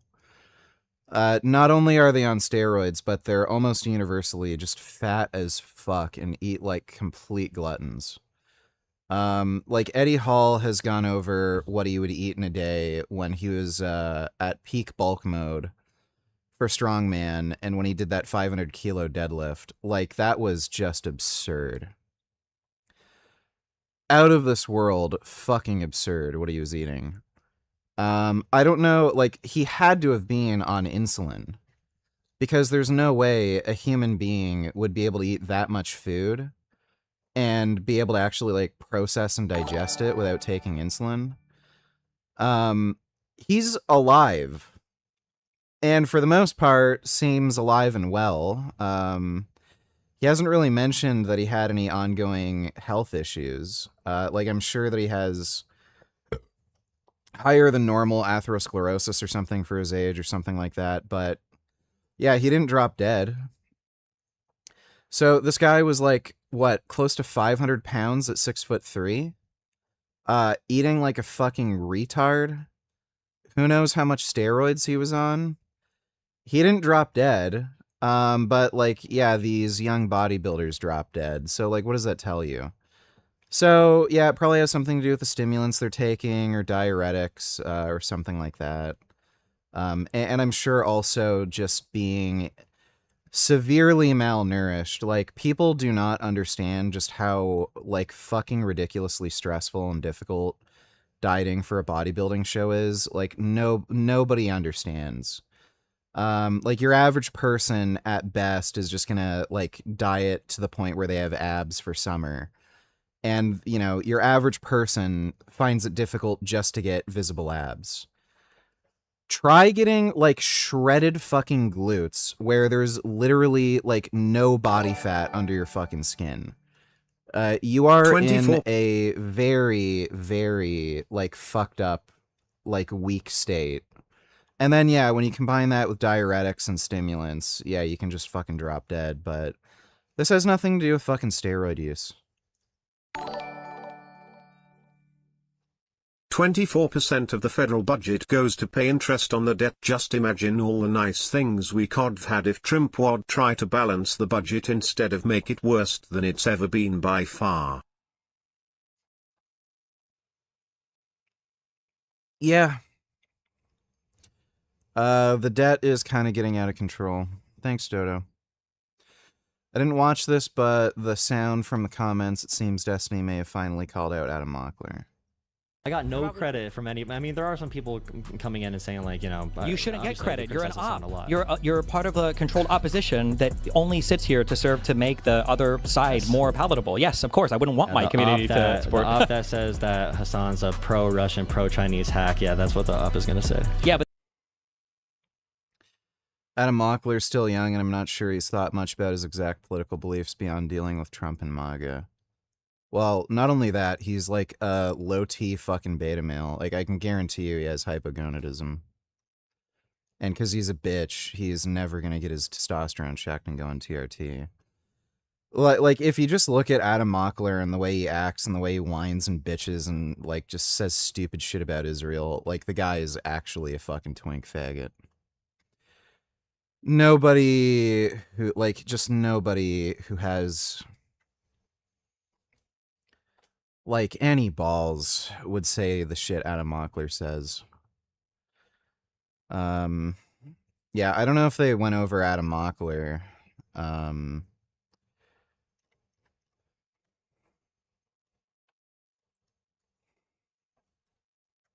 Outcomes of overall votes moving towards the Democrats' direction. So I think Adam Mockler, there's more concrete demands that Adam would make with his content, and it's more actionable, where Hassan will fade into obscurity the moment that DSA, the moment like moderate Dems have good candidates against the DSA types. Sure. So then the second question, because I said I would have two questions regarding that. Well, so the first was the performance, where I feel like a neutral viewer of both fans is going to be more pulled towards Hassan afterwards. They're going to get a more palatable view of Hassan. The second question I would ask is, have you ever in your entire life seen any of these lib-left people that have been cozying up to these weirdo commie types? Have they ever like been able to call them out on their platforms to hold them accountable for anything? Can we think of a single example of this ever happening ever? Now that's where, I mean, I would, here's probably the issue you have. What's funny is Destiny does exactly that. Like, refuses to call out Adam Mockler, Brian Tyler Cohen for any of the stupid horse shit they do. With the other creators I mentioned. Well, wait, hold on. You can answer and then give me your longer answer. But I was just, do you think that, has that ever happened ever? And then you can give your longer answer. But I'm curious if you've ever seen that happening ever. Networks he's on in his messaging. I agree with that. Nothing about that requires him to cozy up to commies. He can do all of that without doing that. So I don't know what anything. Is he cozying up to them, or just keeping the possibility for like coalition, like an off ramp from like keeping. Regardless of what he's doing, I'm just saying that if Adam Mockler never contacts far left communities, nothing changes about his reach at all. He doesn't go on. So he's finally actually calling out Adam Mockler. Finally. To CNN or whatever to talk to Hassan's audience. He's not getting big new reach talking to Hassan's audience. All of those people probably know who he is anyway, but they're much further left. And then even when you're bringing up other people, you brought up that Keith Edwards guy, and you're like, well, he was a Kamala supporter. Yes, you can find these people, but I feel like sometimes people try to cite these as like, well, these guys are part of a broad coalition, but no, I think you're just finding a bunch of people who are more radicalized, who have been more moved down the pipeline because these systems are working. Like, yeah, he used to support Kamala. Now he's a fucking super DSA far lefty type. That Umish voter guy that everybody's so mad about or whatever, whether they're mad about the guy himself or mad about me for spotlighting it so much, that guy was also like a McMorrow supporter. It looked like, and if you dug more into his past, he seemed like he was a little bit more moderate. But like a lot of these people become super radicalized because of this one-way system we have where we can't really critique the far left that much because a whole bunch of people like you're going to say, well, I don't really think it's effective. And for the far left people, I don't know. It seems like they're gaining more popularity. It seems like it's working decently well for them. Yeah, a question I had for you, Jola, right? Because you mentioned that, tell me if this is mischaracterizing your argument, but you seem to be arguing that if we are mean to, or if we are too mean or cross the threshold of meanness towards people like Jon Favreau or other people we feel are running cover, right, for the left, that they will not come to our show and that it will limit our reach. Is there any conditions where we can be mean to these people, right? Like, is there a line that they can cross where it's now acceptable to be mean to Hassan or someone that is running cover for Hassan? Dodo, good job, VG. I think you had a role in getting Destiny to this point by keep hammering him about his hypocrisy. Yeah, I think so. Because, like, it's actually fucking ridiculous. To this day, he still supports, like, some of this DSA brain rot shit, but, like, maybe he's actually finally like, oh, I'm part of the problem. Thanks, Dodo. Unlike, say, I don't know, Jon Favreau or Pisco or Josiah or whoever, right? I agree there are times to be mean, but I would not do anything that is terminating a possible relationship. So we're in a competitive coalition. Can you give me an example of a coalition. time to be mean? That would be okay to be mean. So I might make a video about. I have a lot of Hassan and Destiny fans in my chat, and I have moved both of them, in my opinion, to the middle of like progressive and more like a pragmatic liberal sense. And the Hassan fans will come into my chat and talk about like, you know, Hassan wanting healthcare and just being a normal progressive. And I'll say, you know, buddy, I really don't think it's good to, you know, be pro the authoritarian Chinese government. And you might think it's dumb to be that light on people, but it also keeps people's minds open. You could be stern and be direct about your criticisms of someone without calling someone, like if I'm working on a job with someone that I know I need to work with in the future, if I call them or their boss a dumb mother effer, lunatic, piece of shit with a terrible family background and whatever, some things are going to be so beyond the pale that that rhetoric is going to cut me off from ever having influence in that community. This is totally non-responsive. If the conversation is just like, is there a certain rhetoric that I engage in that's really radical and cuts me off from certain audiences, that like I would almost certainly grant that that's probably true. It's the way that I market myself online. I'm not saying that. Do you think that I'm saying that every single liberal needs to say that Hassan is a dog-shocking sex freak? Do you think that my criticism of audience? Well, no, wait. We're not talking. The are we sense. just talking about just my audience, or is this about like the broader like lib left discourse versus like socialist discourse? Well, at least he's being less of a retard and actually calling out the commie fucktards.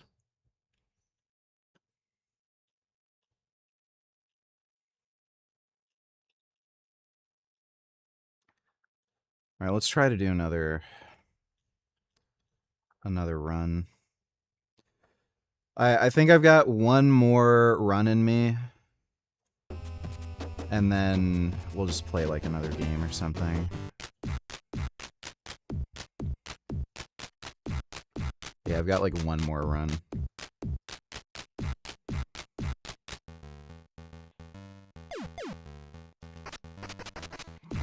Fuck that up.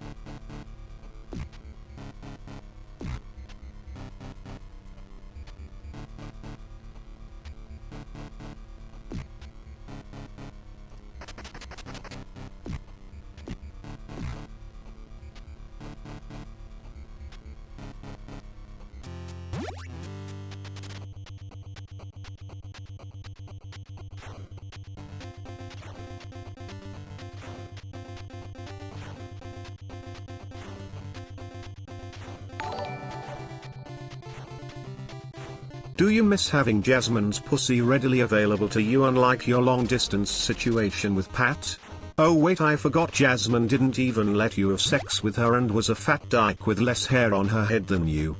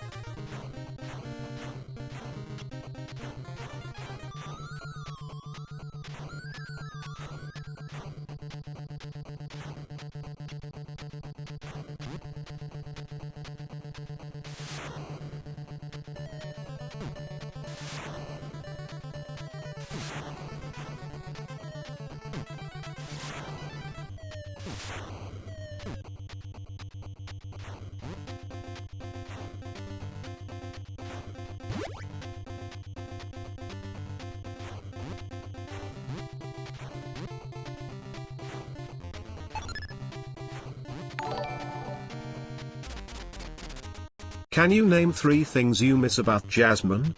Like things Jasmine did around the house, or things about her? Or they slash them, as I should say, right?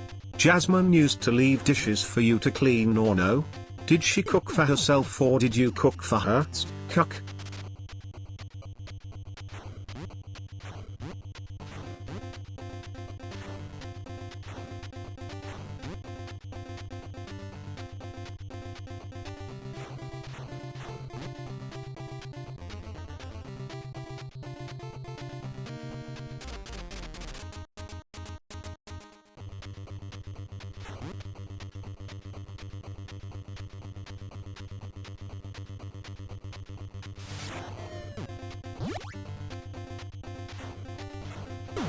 Oh my god, I can't believe that.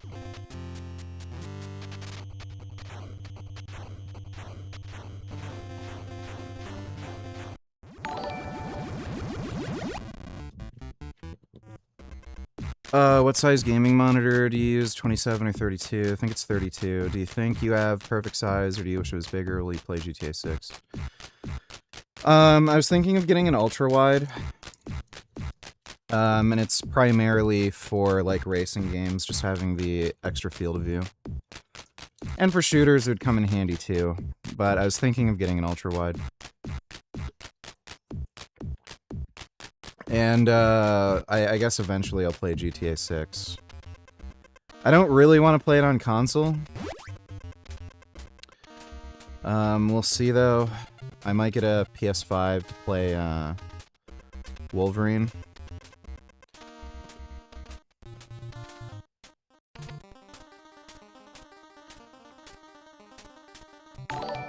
Fuck. Did you make food for Jasmine? Did she ever clean her own dishes or made you do everything? She probably did more than you like to admit, around the house. But the biggest point to make is that Jasmine dumped Richard, not the other way around. Jasmine did.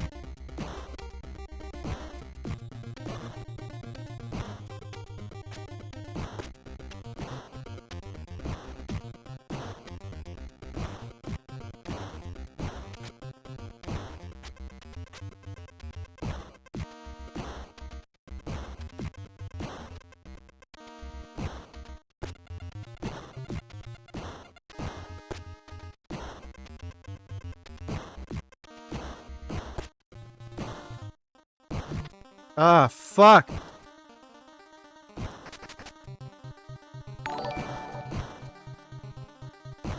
How long do y'all think Richard will be with Pat? I think no more than 1 year. He's got too high testosterone and won't be able to handle long distance. He used to say never long distance date, and here he is making a mistake he said he learned from. Idiot.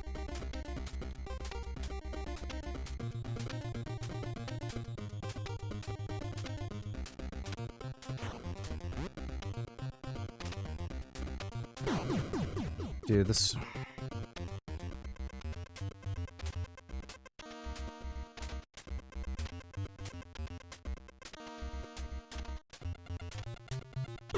Ah, what the fuck?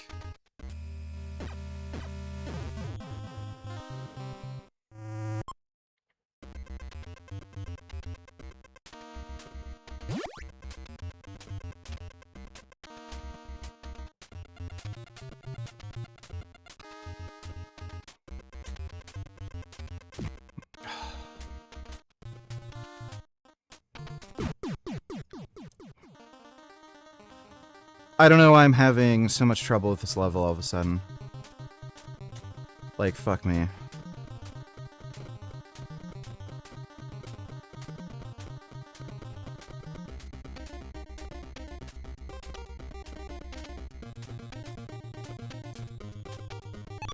Yay, 1 up.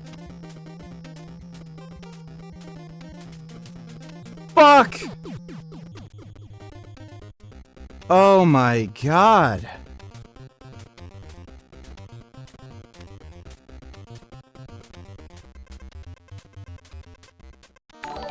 Literally eat shit. If Pat is watching, I'm sure she appreciates that you aren't shooting down my statement that you won't be with her for more than another year. You didn't deny it, so there's a good chance it's true. Again, Jasmine is still nearby if you want some fat pussy. Oh my god, dude.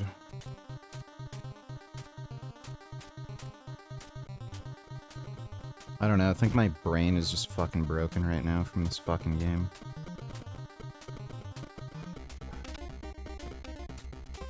Just one of those days. I don't know why that 1 up is so hard to get.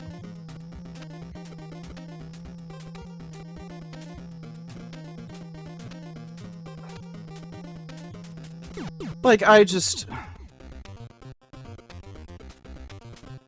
Like, fucking how, dude?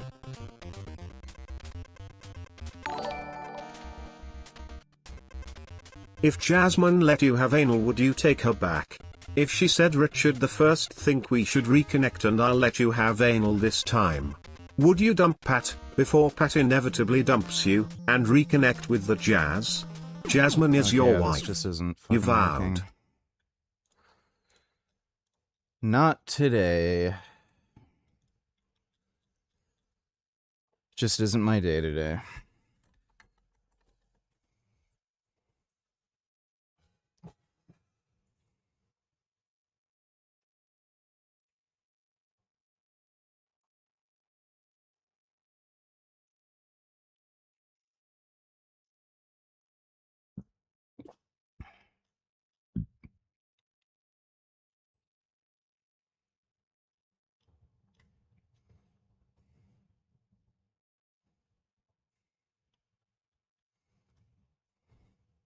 Rolling, rolling, rolling. Right, let's do this vlog style again. So it's the 3rd of the 5th. So that means it's the 3rd of May. Just making sure it's not April still. Obviously, we have just signed a lovely, lovely deal with my friends at ESN, Elite Sports Nutrition. You'll have seen the reveal reel, it's quite hard to say, that Liam filmed last week. And then you will see actually a little bit more on that day in the YouTube before this. So if you haven't watched that one, rewind time, get up to date, go check out the previous, and then move on to this video so that you're chronologically back in order and not displaced. I'll see you later, brother. Take care, man. So today I just wanted to run through a couple of supplements, just real basic stuff, just to show you what's going on in regards to around the workout. Me and Liam were like, let's show some of them off today. So it'll be things you're very familiar with, but obviously you now have the availability to get them from ESN. The flavour systems are obviously fantastic. I've been using the products for around about a month now, hence why I'm actually out of the pre-workout that is called Crank Pump Pro. Oh, it smells so good. So this is a cherry cola pump focused pre-workout. I was using that daily. I've run out, so I need to get a new one. Hence why today I'm actually having a sip on one of the Crank Energies. So these are really nice. This is the white flavour, so you can imagine what that tastes like without having to go too into it. Obviously, intra-workout nutrition is something that has been incorporated for a lot of my training for many of the years. The primary reason for the intra-workout really is, number one, for some additional calories. Number two is just to help with recovery and performance. Obviously, we have 3 different ingredients here going into the intra-workout cocktail. One being our creatine monohydrate, one being our cyclic dextrin, and one being our essential amino acids. Obviously, they all have their own role to play in the game. Creatine monohydrate is very, very good for performance. Cyclic dextrin, whatever you want to call it, everyone pronounces it differently. Obviously, being a carbohydrate, it helps transport nutrients. So if you pair that alongside these 2 products, then you're going to help with the uptake during the workout of said ingredients. Essential aminos, obviously the building blocks of the human body's skeletal muscle, all things that require protein, because it is protein in its simple form. Another thing about the cyclic dextrin as well is that it obviously replenishes your glycogen stores. So as you're training, you're obviously using glycogen as energy, so you can keep topped up on your glycogen by sipping glycogen during training, as you would if you was a sprinter drinking Powerades or anything like that during training. It will then help you stay basically hydrated because you're pairing it alongside the fluid.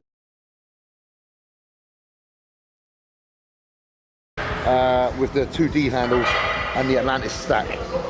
Training is a little bit different now. I'm only doing one set, like Dorian, per an exercise. And I just basically do 2 warm-ups, and then the final one is one all-out set. But the only difference between what I'm doing and him is the all-out set will be rest pause. So rest pause being, I go to like a kind of failure, and then what I'll do is I'll rest for like 15 to 20 seconds depending on the movement and how severe it hits. Oh, I aged 20 years, so I don't look 35, I look 55. Yeah. Nice try, rage baiting. See you later, dude. Me. And then I'll go again, and then I'll do the same again. So basically 3 rounds on a particular weight. The weight doesn't change, with 15 to 20 second interval in between. So this is my second feeler, and then my next one will be my working. So basically just want to hit everything as hard as we can, as quick as we can, while I'm in this phase of not being overly assisted, because I don't want to overtrain and under-recover.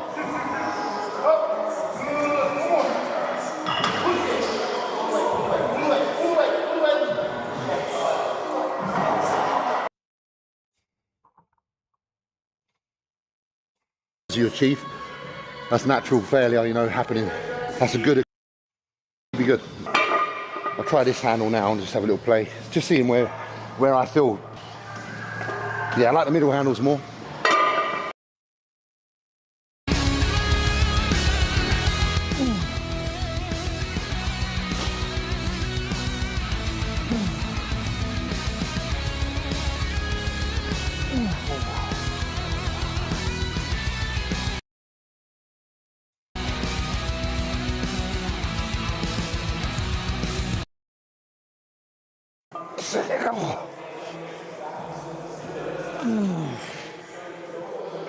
I really like those supported rows, but I don't think they're really that much different than seal rows.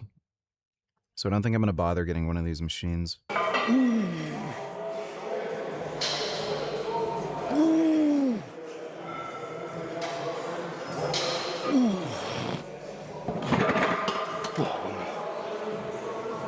One more round. So superset, it's deadlift as well.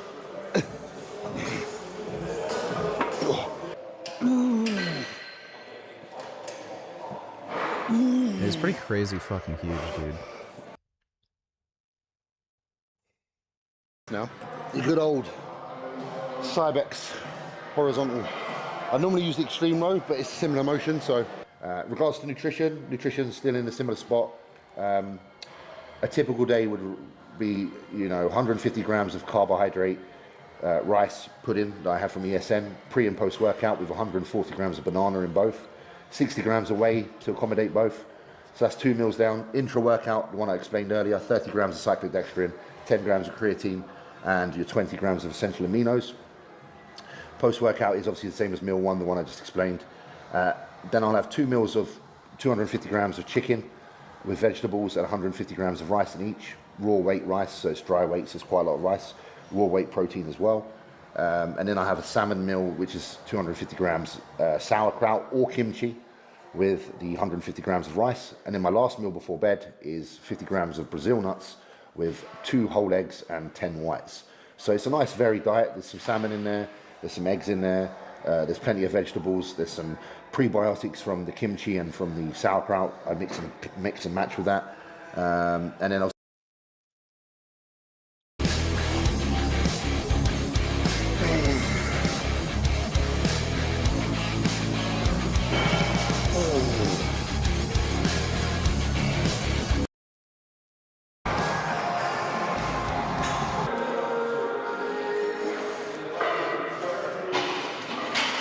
Right, side lateral and rear delt now.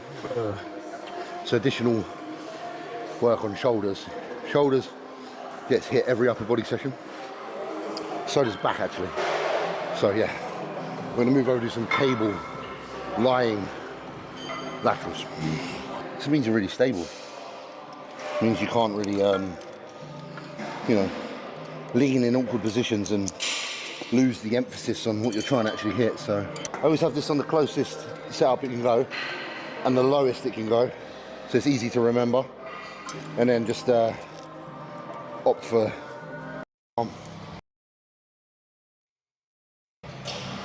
chest up, shoulders back, and then just push the lower really slowly so that I get that negative, because I used to have a habit of just going ugh, and then never getting any negative.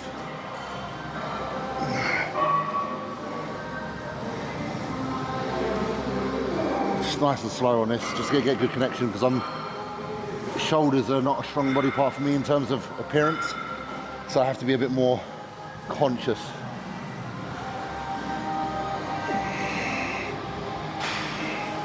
The reason I like leaning on the floor like this is because I can actually arch my chest up, try and depress my shoulder blades. So instead of being like that, if I'm on the floor and I kind of tuck back and down, I'm trying to think traps down to my bum, and then just push through the shoulders. The minute I start rounding off, there's a problem.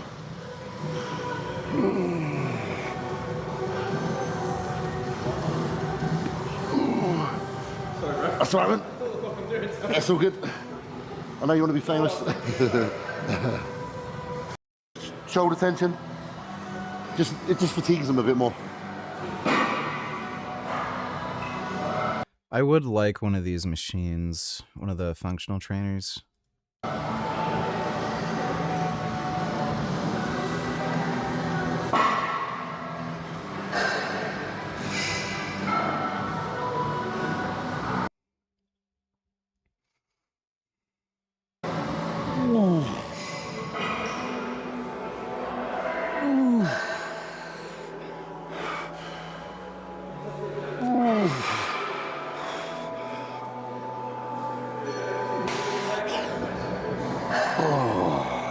Then I might do a few partials as well to finish, so I'll just kind of stay here and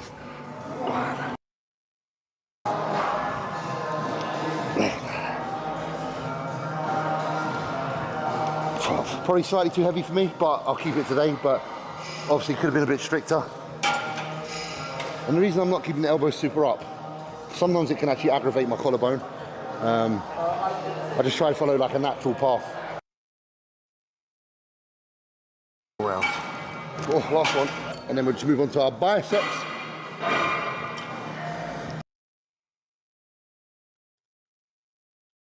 Upper arm doesn't move at all. It's just locked in. Plus, I find that is a good place to finish, like really short, because you're bringing that elbow up towards the shoulder, but with tension because it's on a cable, so it just feels really good.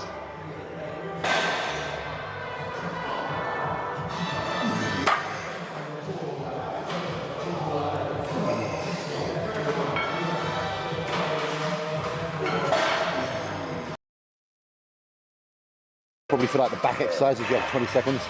For something small like a rear delt or a bicep, then you can have 15 seconds and go again. One more round on that arm. So I had my bloods done yesterday. Problem with my belt squat is the starting weight is 27 pounds because of the sled. So for a lot of shoulder exercises, it's a bit heavy.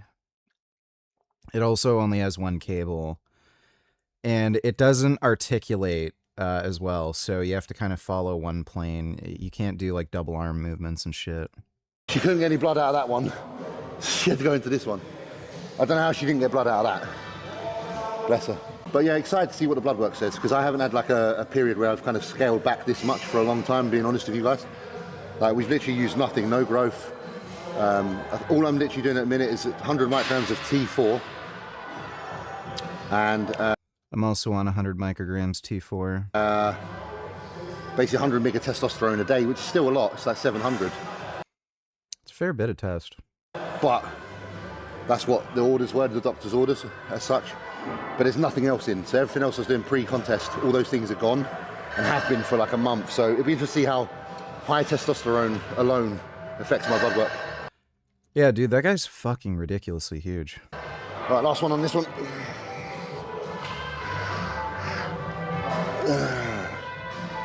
It's kind of funny how 700 tests a week is low for him.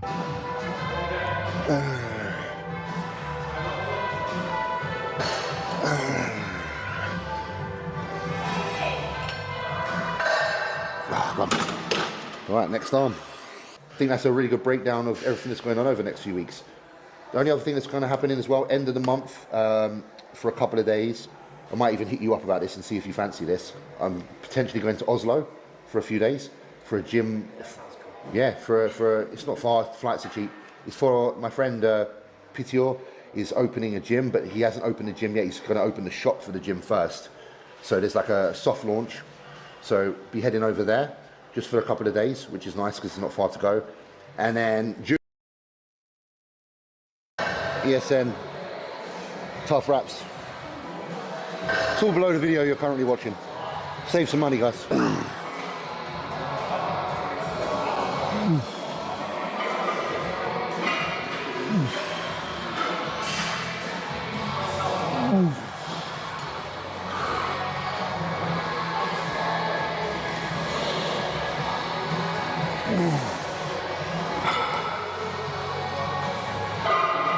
One more.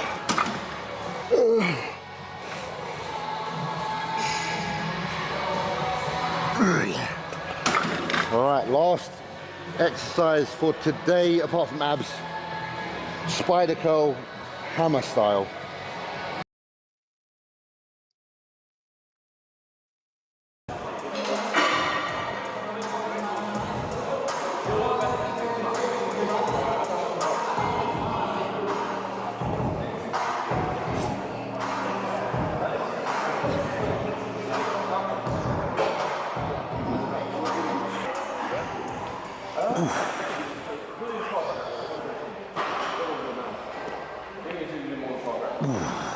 Obviously, you can't cheat for shit, so when it goes, it goes. Would like a preacher curl bench.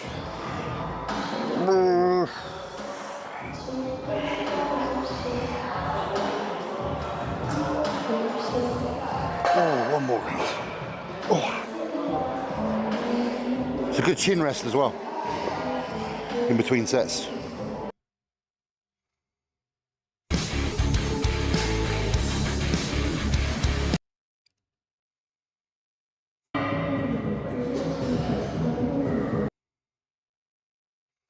I meant these earlier in my career, but you know, mostly laziness, I suppose. You know, when you've got like a weak body part, you just kind of leave it. It's like people that got like really shit calves. They're like, oh, fuck it, I just won't train them. They're already shit. I suppose I kind of had that mentality, which is the wrong mentality to have. So, gotta try and make shit stuff not as shit. You know, if it's not as shit, then at least it's not as shit. I normally take about 30 seconds and then just go again. I don't rest for too long because I don't want it to be easy. It should be quite difficult. It's kind of...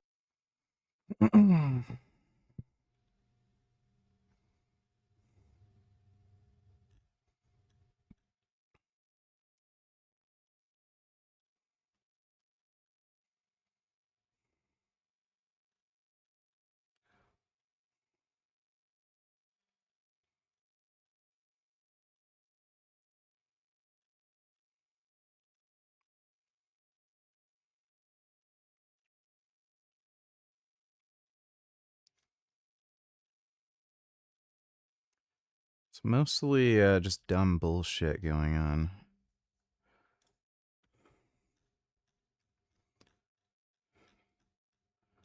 Just a lot of dumb bullshit.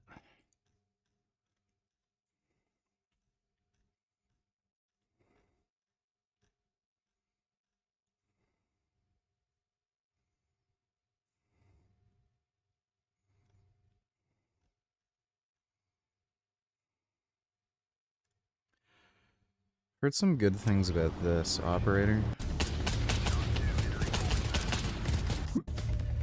Ugh.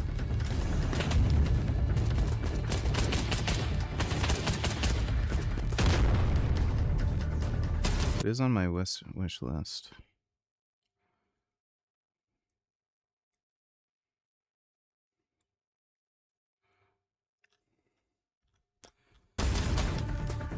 Yeah, the only problem is it's early access.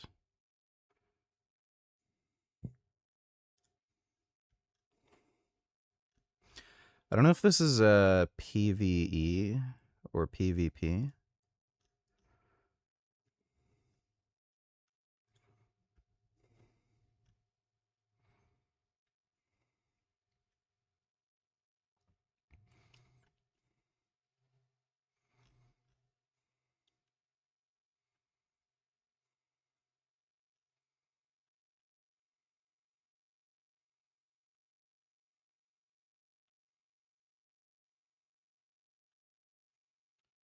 Yeah, I might get that.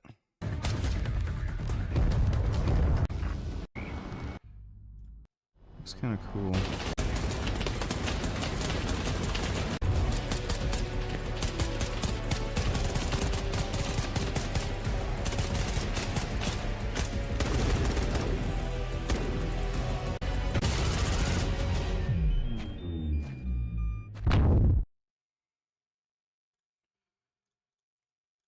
I'm just gonna go to the bathroom real quick. I'll be right back. I have to pee, but I might also have to poop. We'll see. Yeah, I feel like there might be a poop coming on. We'll see. Oh.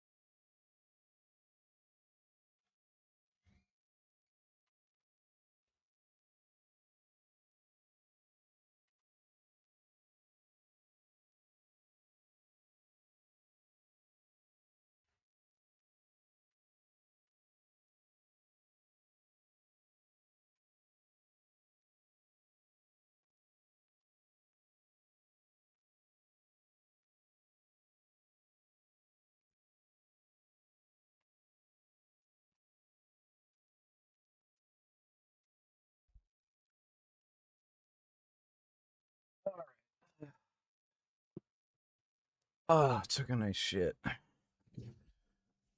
Ah.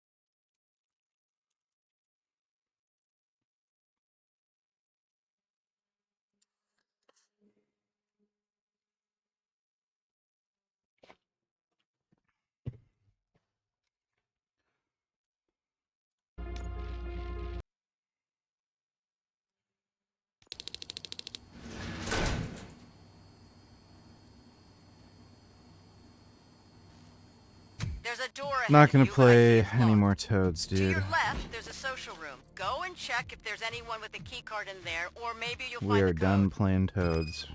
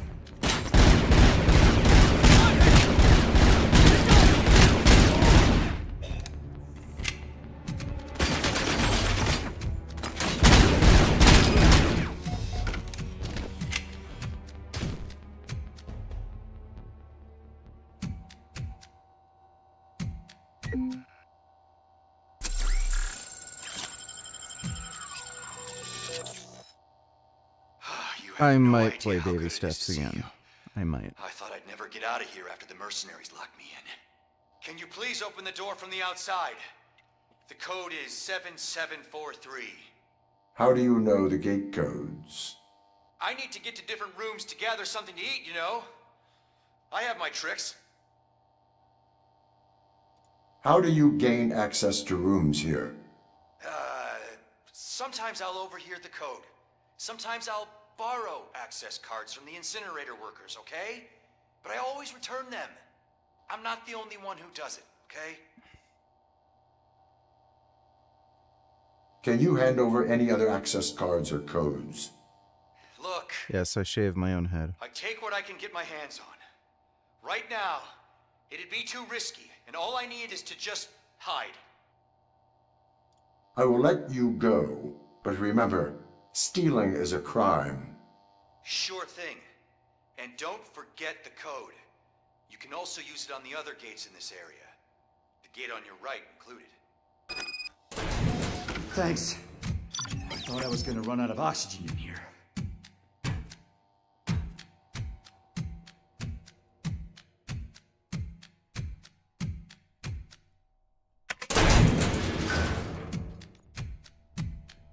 How the hell did you get here?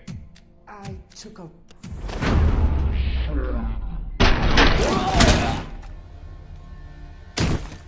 Are you all right? Yeah, man. Thanks. What happened here? I just got lost and ran into mercenaries. I hid here and they followed me in. I told them I just wanted to get out, but they started threatening me with their guns. You are safe now. Oh, sure. All right, I'm out of here. Thanks for the rescue.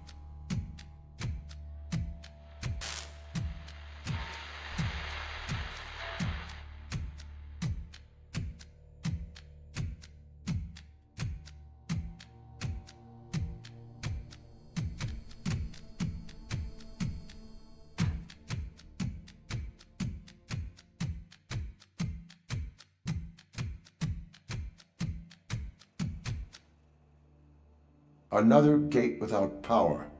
Let me see. Shit. Echoes of the past again. They left me with a scar on my hand. It hasn't healed well, and sometimes it hurts.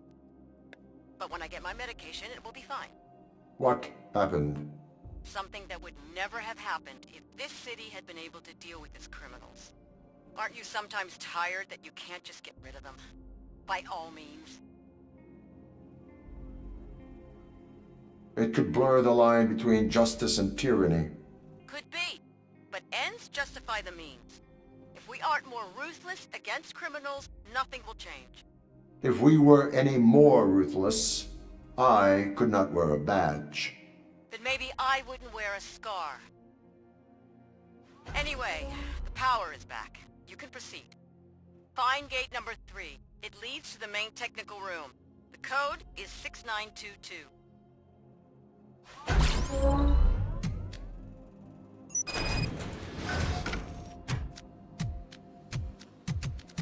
All Gamma squads, change the access code to all gates in the area. Did you hear them? Can you get the new code? You need to find it. There's a big living area ahead. Ask residents. Some of them know more than you expect. Start where people gather, like in bars. A valuable insight I could have never seen on my own. Are you being sarcastic? This is the place. Let me know once you find out the code. I will start with bartenders. A streetwise specialist told me. They may know a lot.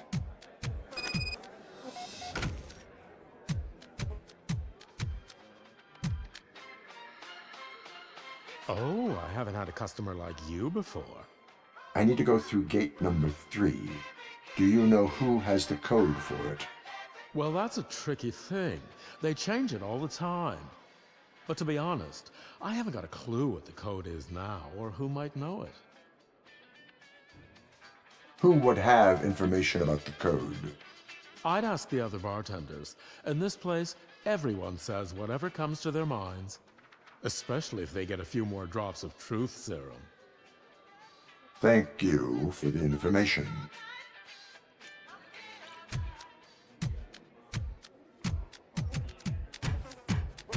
Pull on 3, capiche? 1, 2. Sweetie, make use of your tiny hands and grab that rat. But Mommy, it's too far away. What do we always say? You will only choose success. I am looking for someone to get me through gate number 3. You're the last person I needed here, Tin Guy. Everybody talking about you. And I have a feeling that it's because of you the alarm went off. I'm losing customers because of this. You could end up in jail. Interested? You got nothing on me. Thank you for your cooperation. What cooperation? I haven't told you anything. I know.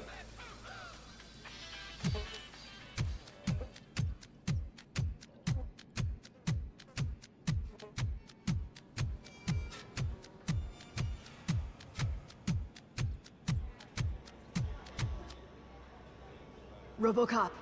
RoboCop! I need to report a crime. Me too. OCP promised us heaven, and this is hell. I want to report a crime, too. I will come back to this shortly. To report your issues, please wait in a space that does not disturb other residents.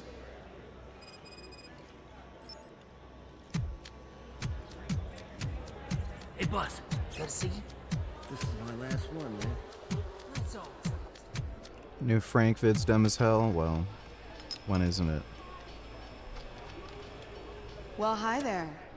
I need the code to gate number 3. And you thought bartenders would be the most informed people in this area. How deductive, boss. Feel free to ask. Do you have any information about the code for gate number 3? What's the rush, huh? Not every day we get stars in no town. So, Boss, such information normally costs quite a bit. But I'm not gonna take money from a cop, am I? that would be exceptionally illegal on your part. Right. But I don't know anything about the codes anyway. However, a friend of mine knew one guy. And? They both died. Life in no town bites. But if you want to know anything else, go ahead and ask, boss. That is all. Thank you. No problema, boss. Anytime.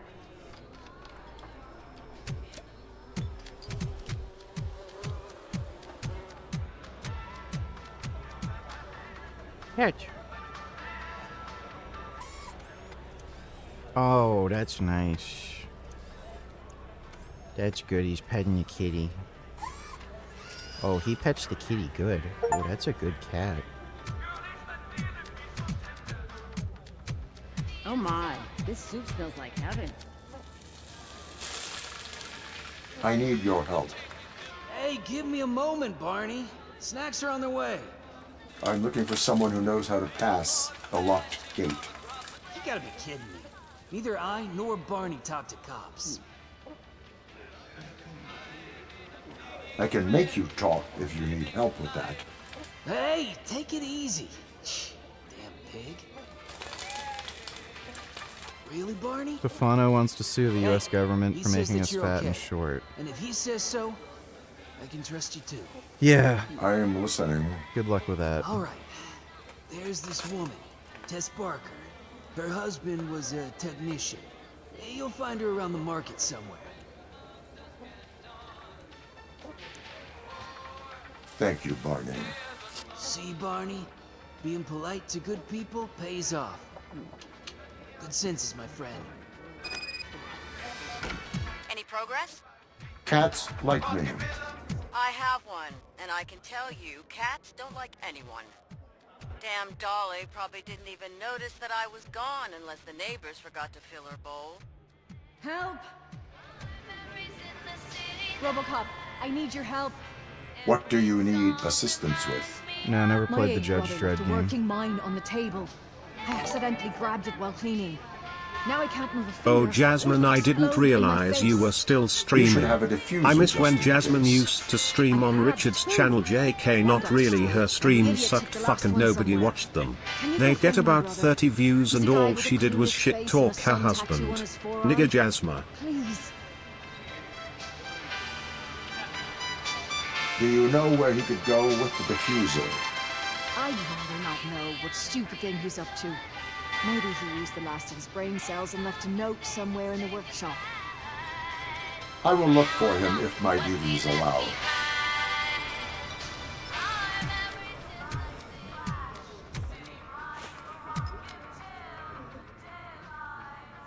Thank goodness I ran into you. I hear you're looking for someone who knows codes. Tess Barker, That's me. You gotta help me. what is the problem? My son, Gary, slipped away while I was shopping, and I'm sure I know where he went. My husband handled the codes. I have his belongings and equipment, so maybe we can help each other out. But first, find my son. I told him not to go. He must be at the playground, I hope. But be aware, there are lots of armed mercenaries around. Where do I find this playground? Just follow this corridor. The gate code is 7734. And please, Be Yeah, the careful. messenger was good. That's mercenaries' turf now. I didn't finish it, but it was good.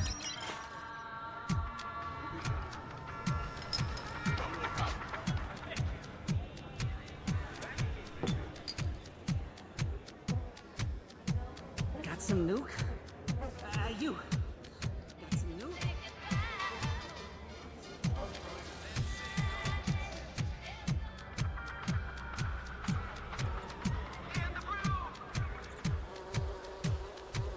Where the fuck is this? For all the beautiful ladies in here. Thank God I'm here. Am I going the wrong way?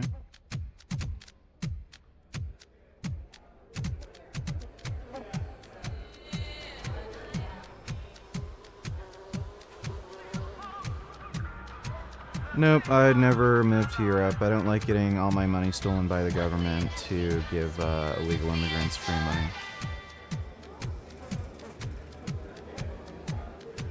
Where the fuck do you go for this?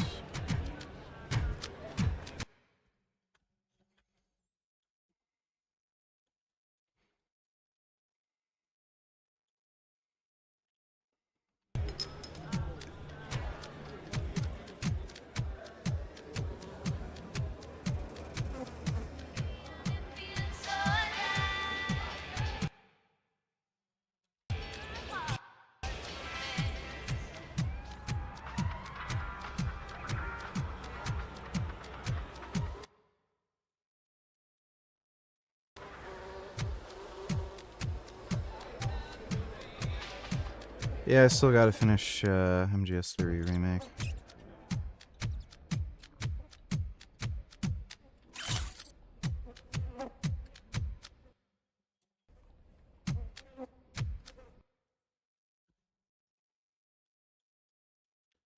What the fuck?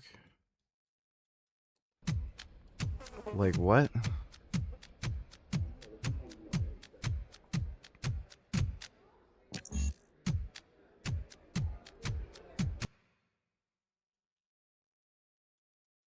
Where the fuck does it want me to go?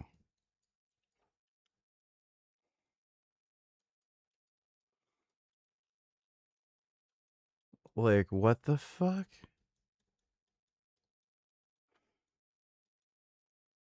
Is this a glitch?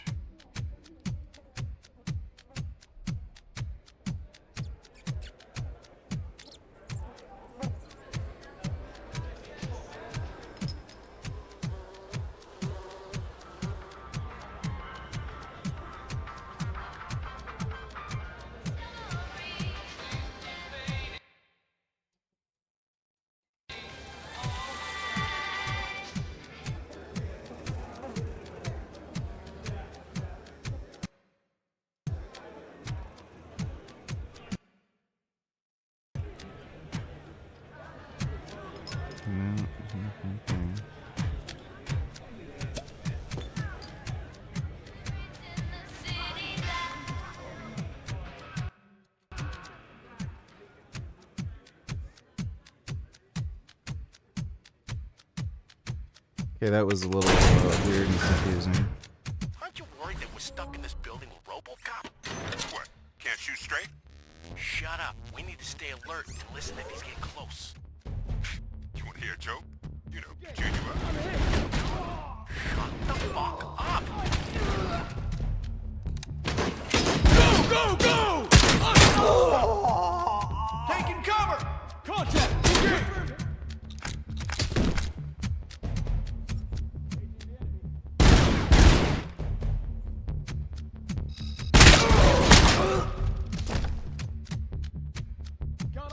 Engage!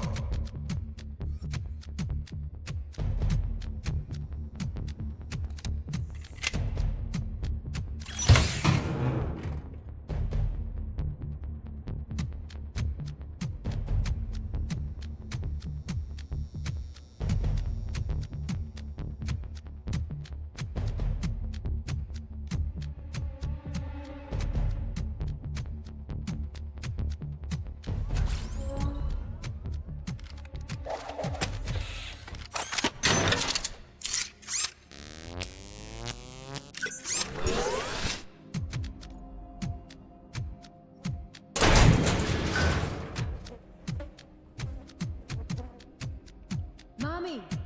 Mommy! The interchange was You can let me through now. About that. I'm afraid I don't have the code. I just wanted my son home. Lying to a police officer is a violation. I know. I'm sorry. But you know how dangerous it is out there. Now that Rory's passed away, there's not much I can do to protect our baby. I was just afraid he'd get hurt. Mommy? Can we Shoot the rhyme bitch. now? Can RoboCop say the numbers with us? It's easy. 777. Honey, RoboCop is busy. We'll do rhymes at home. Gary, repeat the rhyme. The entered change was saved okay. 777 318. Rhyming's fun. I can tell you all my rhymes. The rhymes include numbers. It could be the code. It costs nothing to try.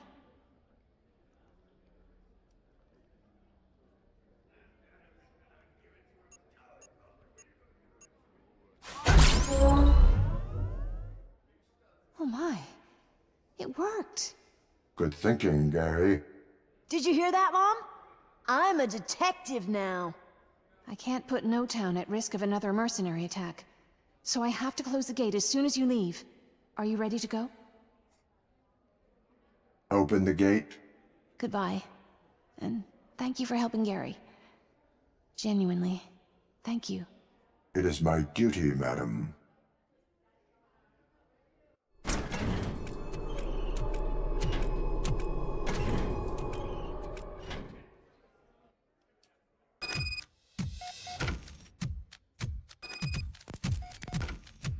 The main technical room is near.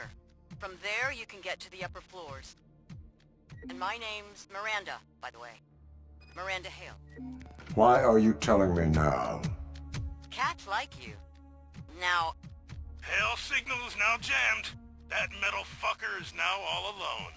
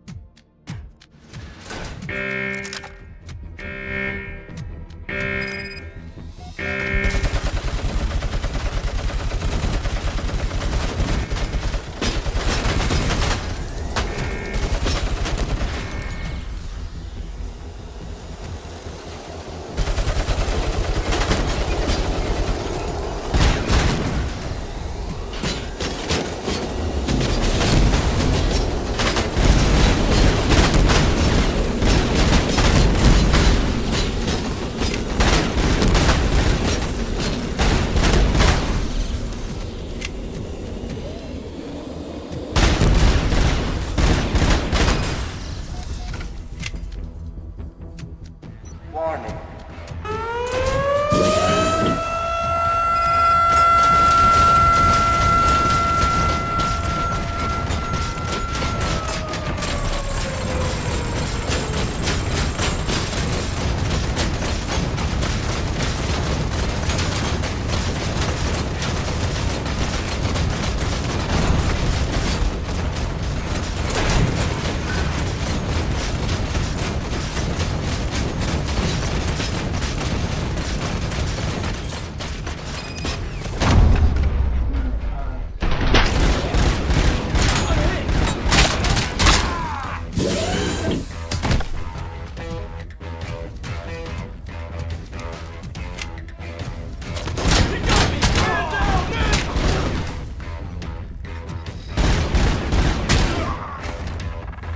Robo, you need to reach the main technical room and use the video communicator there.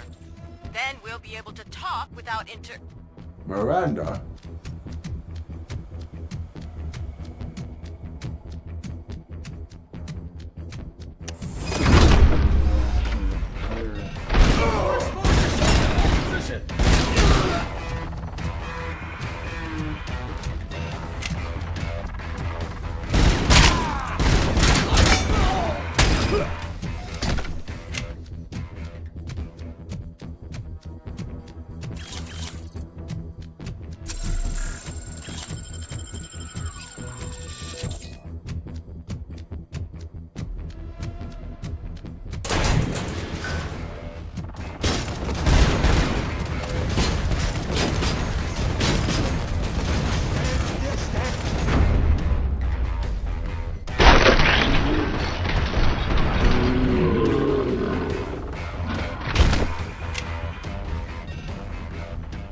Find a safe place and hide.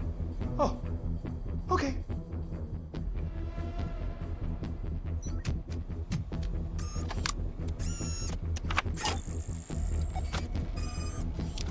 Yeah, this is a good game.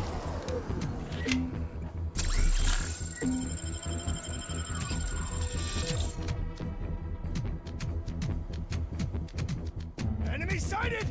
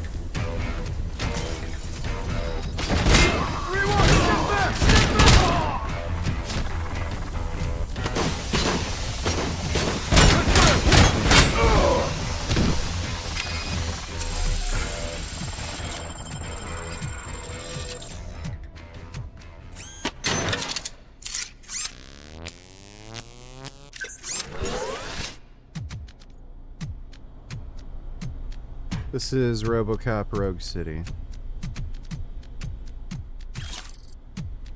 This is the standalone DLC for the game, Unfinished Business.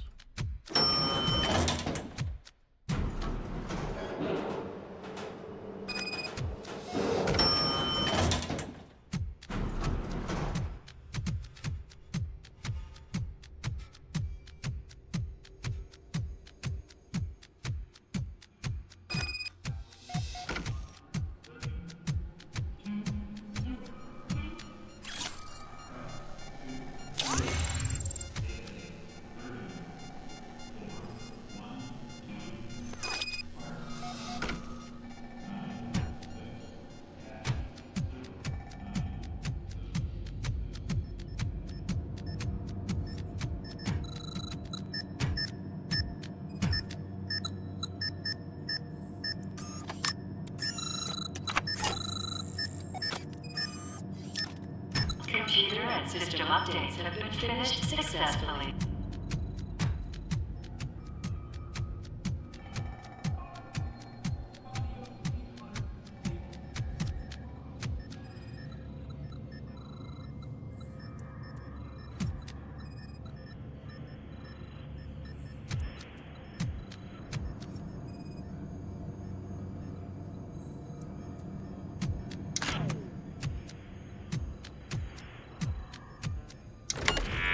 The system has been turned on.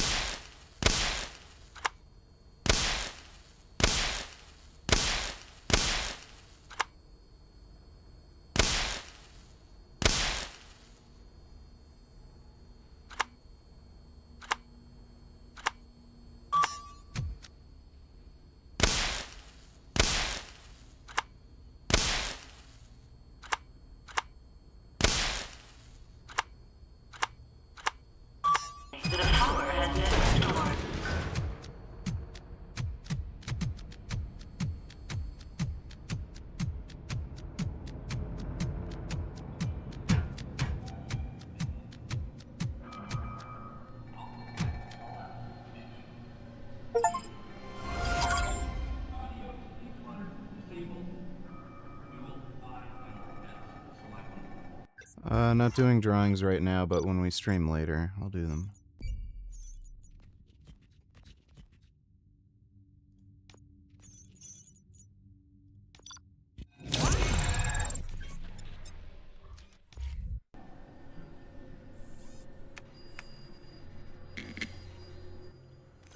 Your secret ally is off limits. So I guess you're stuck with me, Murphy. Surrender and hand over the OCP hijacker. Don't you remember me? My memory is incomplete. Your head hides many things. Do you know which secret I'd like to reach the most? You were not the first to try such tricks. But I've more in common with you. Soon, I'll be what you couldn't become. Dead.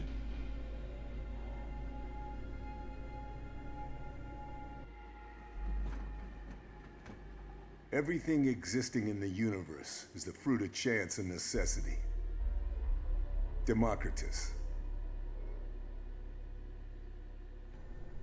There was a day when I could have died. But I'm alive. This is a chance. And I act. This is a necessity. Your actions have consequences. Time to face them. I've been facing all them since that day. And I believe you can recall it. So, Murphy, will you remember with me?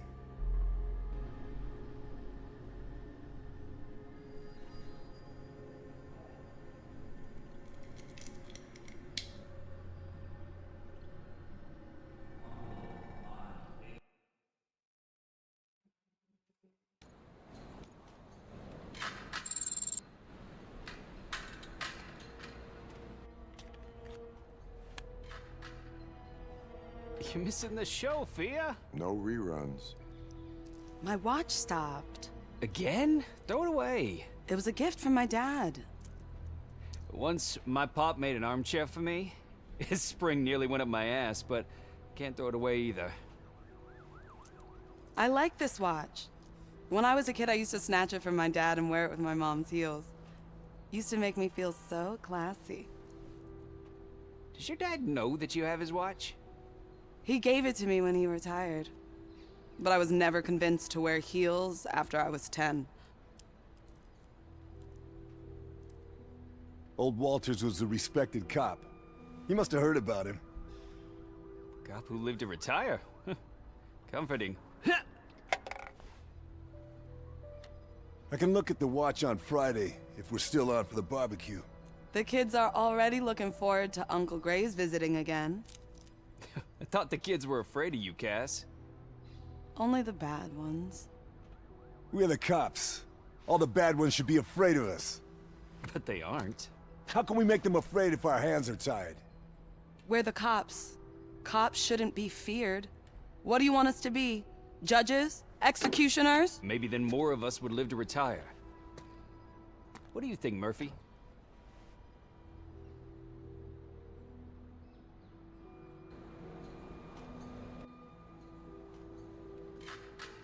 A gun and cuffs are all that our job requires.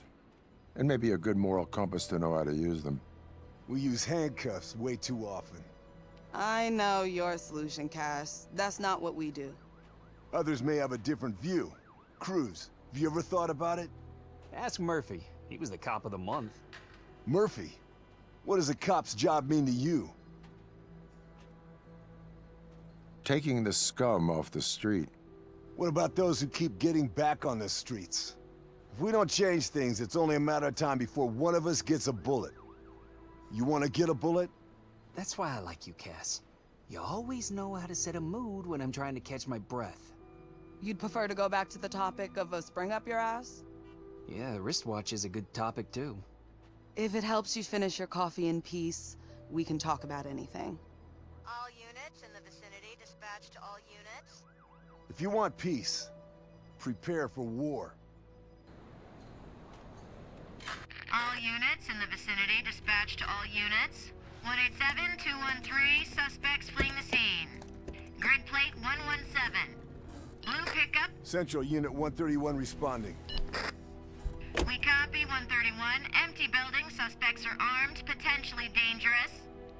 Central Unit 131, on our way. Central Unit 143 is joining the assignment.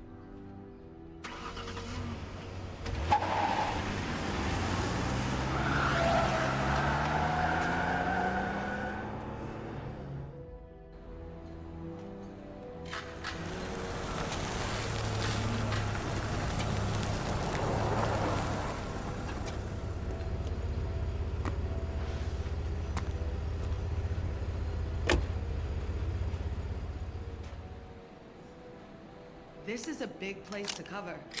So we better get to work. Start with the pickup over there. It matches the dispatch. Alright, we'll save things here. We'll pick up at another time. I'm going to make dinner, but I'll be on in a few hours to do the normal kind of watching stuff stream. But hope you all had fun. Big thanks to everybody who donated on Streamlabs. Really appreciate it. So yeah, I'll have dinner, relax for a bit, and then